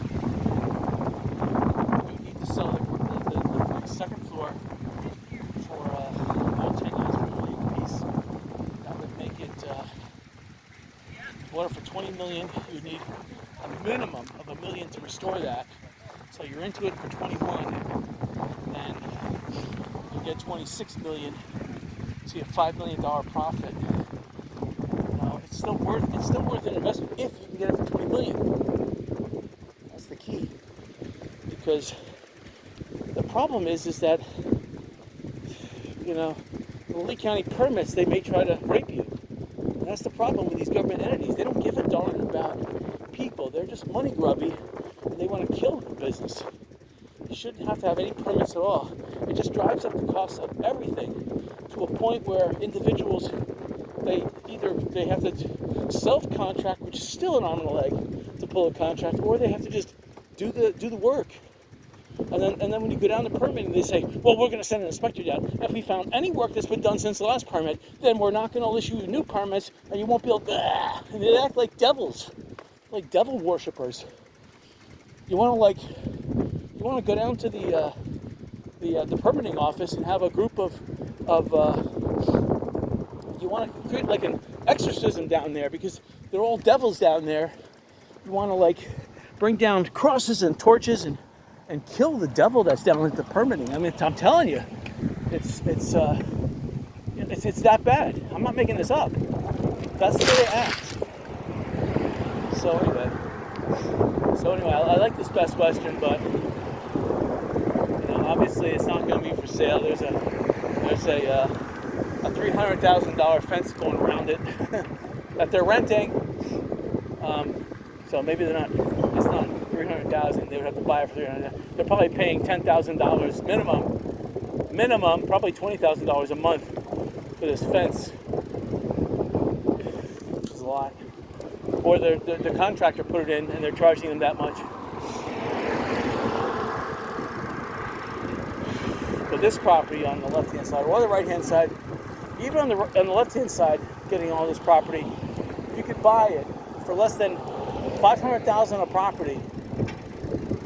Potentially you could put a casino there, a small one, and you have a little parking garage, about 4 or 5 stories. You get 30 cars per story. 5 stories, it's 150 cars. That means you could get 150 people to the minimum. In the casino, there would have to be obviously a limit to the amount of people in there. Yeah, you would have to impose a validation where people would pay $20 a day, or you can get validated in the casino. On the right-hand side, this is a good piece of property too, but obviously you ain't gonna let this go cheap. On the left-hand side, this guy is making some money now because it says flat rate parking. Probably $5 an hour. I can't see anything other than that. This piece of property on the left-hand side, that's a good piece of property if you could buy that. Again, you can make it into 4, possibly divide that into 8, and little efficiencies.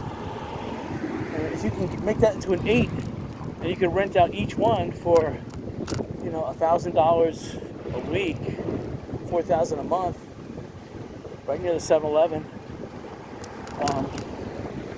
You would have to make that into like a senior assisted living facility, and then you would be able to, if you had daily housekeeping, and that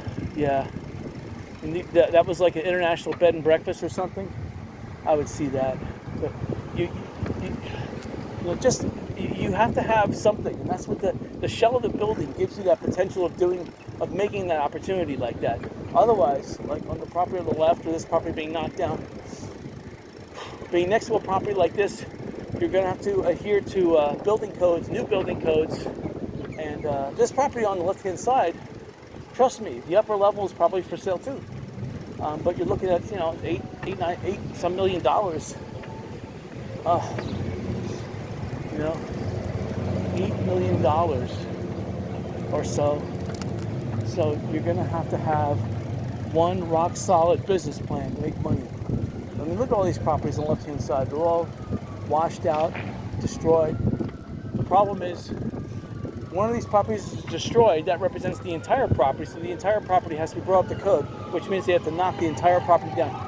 This property here, Ocean Alley, Seafood and Beach Bar, you'd think they would come online really quick. Nope, because they're destroyed more than 50%. It's just for rent. No one's going to rent that, knowing that they have to spend $1 million to bring that thing up to code. This thing on the right-hand side, Yucatan, they did the best thing. They're inside, they're fixing it up, but the outside they have enough. They have enough of a place to parking $3 per hour. This is a good deal. That's probably the cheapest paid for parking on the left-hand side. They're charging $10 there, $10 a day. That's a good price. I hardly see anybody parked there. Here's another $10 a day on the left-hand side. Again, this is where you want to eat. So $10 a day, you go to the beach and then come back and eat. That's not too bad of a deal. I mean, it's still pretty bad, but I would not want to pay $10 a day for parking. But you know, it's not too bad. Here's a cigar hut. I like this property. Now, this is a piece of property they could be renting the spaces on the right-hand side too. I see a for sale sign, so I know the property is for sale, or at least the ocean-going container is for sale. This cigar hut. Let's see if they're open. They look like they're open. Go ahead. Thank you. There's a car wash. Go ahead. So again. This place on the left-hand side is Wahoo Willie's. They do awesome. I keep on forgetting their name. This is Wahoo Willie's. It's not a name I would remember. But look at that. They have a waiting crowd. People waiting to get in. So that's a full-fledged restaurant. This is the first restaurant that really, besides, I mean, it's hard to say that Yucatan is a full-size restaurant, but Snug Harbor and this place, they are the first places really to open for eating. Yucatan, yes, so to an extent. This place, this Nelly's, this Nervous Nelly's, they should be open, but they're not. Sad that they're not open.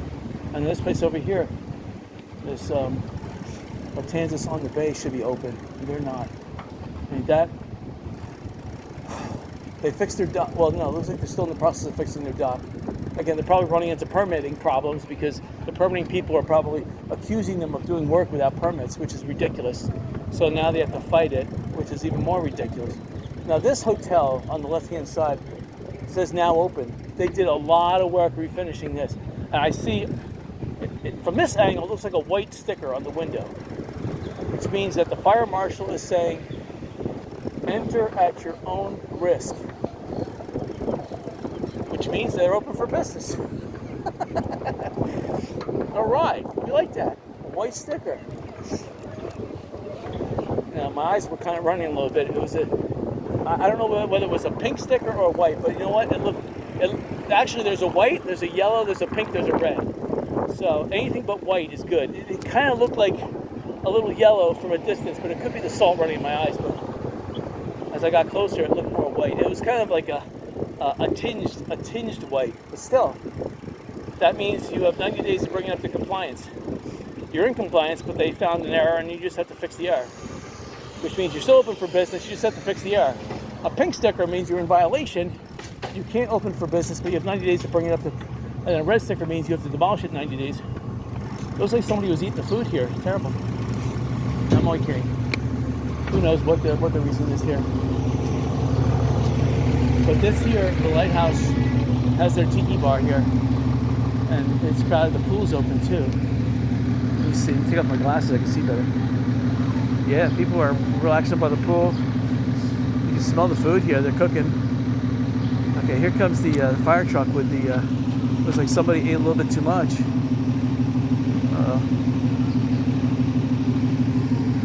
I like this big tiki bar chair. And it looks like the parking lot here is full. So they are doing renovations. I see some of the wooden structures behind this place. It looks like they're not renting them. But they did put some paint on them, so they look good.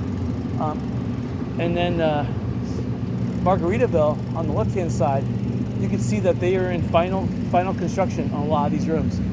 The windows are all in. They still have to scrape the stickers off the windows, so they need to do that before they allow occupancy. They have one more inspection before they can get a certificate of occupancy. I mean, they have a certificate of occupancy. They're already paying taxes on this property, that's for sure. But they have to get their business certified. You know, another silly, probably, I don't know, some kind of government agency that's going to regulate them so they can go into business. The structure probably passed because Margaritaville that size, they're going to strong arm anybody. They're going to say, if you don't approve us, then we're gonna get this other person in here. It's gonna be a mafia deal. Okay, you don't approve us? Well, we can remember sometime in the past where there was corruption going. All right. So now this side, on the left-hand side, this older structure of the Lighthouse Resort, they're not open. So I would say the Lighthouse Resort is going to knock down these older buildings and build something brand new. So they probably, I mean, some of the residences are occupied. I take that back, but it could be parking for employees. They're going to build something nice back here.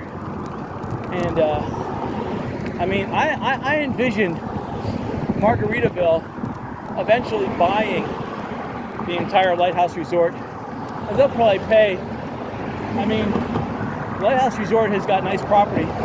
Margaritaville is going to want them, if only for a parking garage. They'll pay $60 million at least.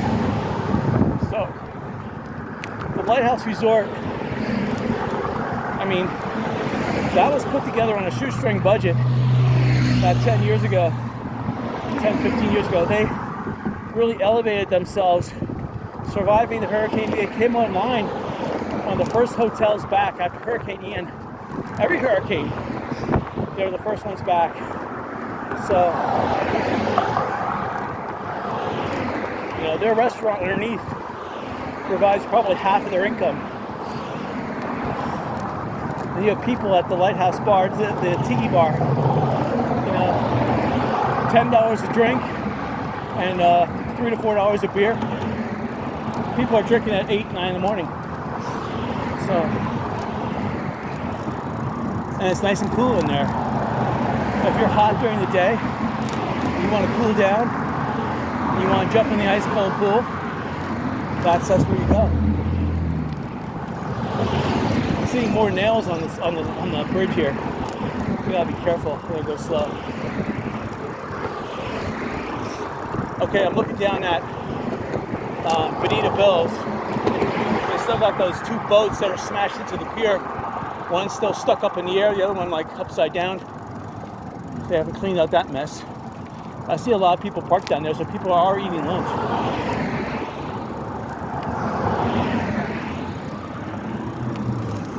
And then Doc Ford's, that place is now open, so people are eating there. And the Dixie Fish Company, they're open. I see a sign in the front that says we're open. So, in fact, it may be the Dixie Fish Company that's open and not Doc Ford's. But Doc Ford's, oh no, Doc Ford's is not open yet. They got the yellow police do not cross barriers in front. So Doc Ford's is not open, but the Dixie, which is like connected to Doc Ford's, they're open. So I would say another month for Doc Ford's. Again, I can't understand that because it's spring break. So you got people risking death by going down this road like this real fast. And then all those boats on the right-hand side that were for sale, all of them are sold. Those junks for $40,000 each, $30,000, they're all gone. 1 week. In 1 week. Wow. So they made probably $100,000 profit, minimum.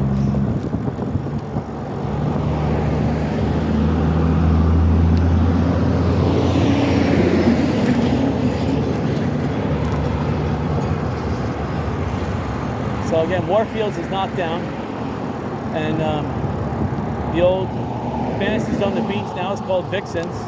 They're open as a tent.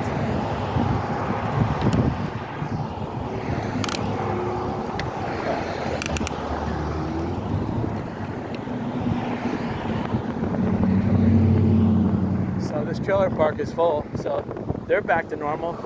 But they got more trailers in there now. They're at full capacity.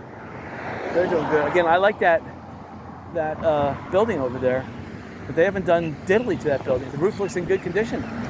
Probably leaks, but still it's in fantastic condition. Going out halfway. We want to see if there's any chivalry left.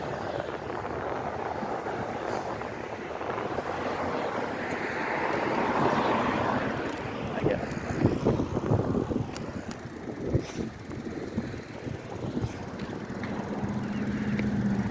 All right. I hope you enjoyed it.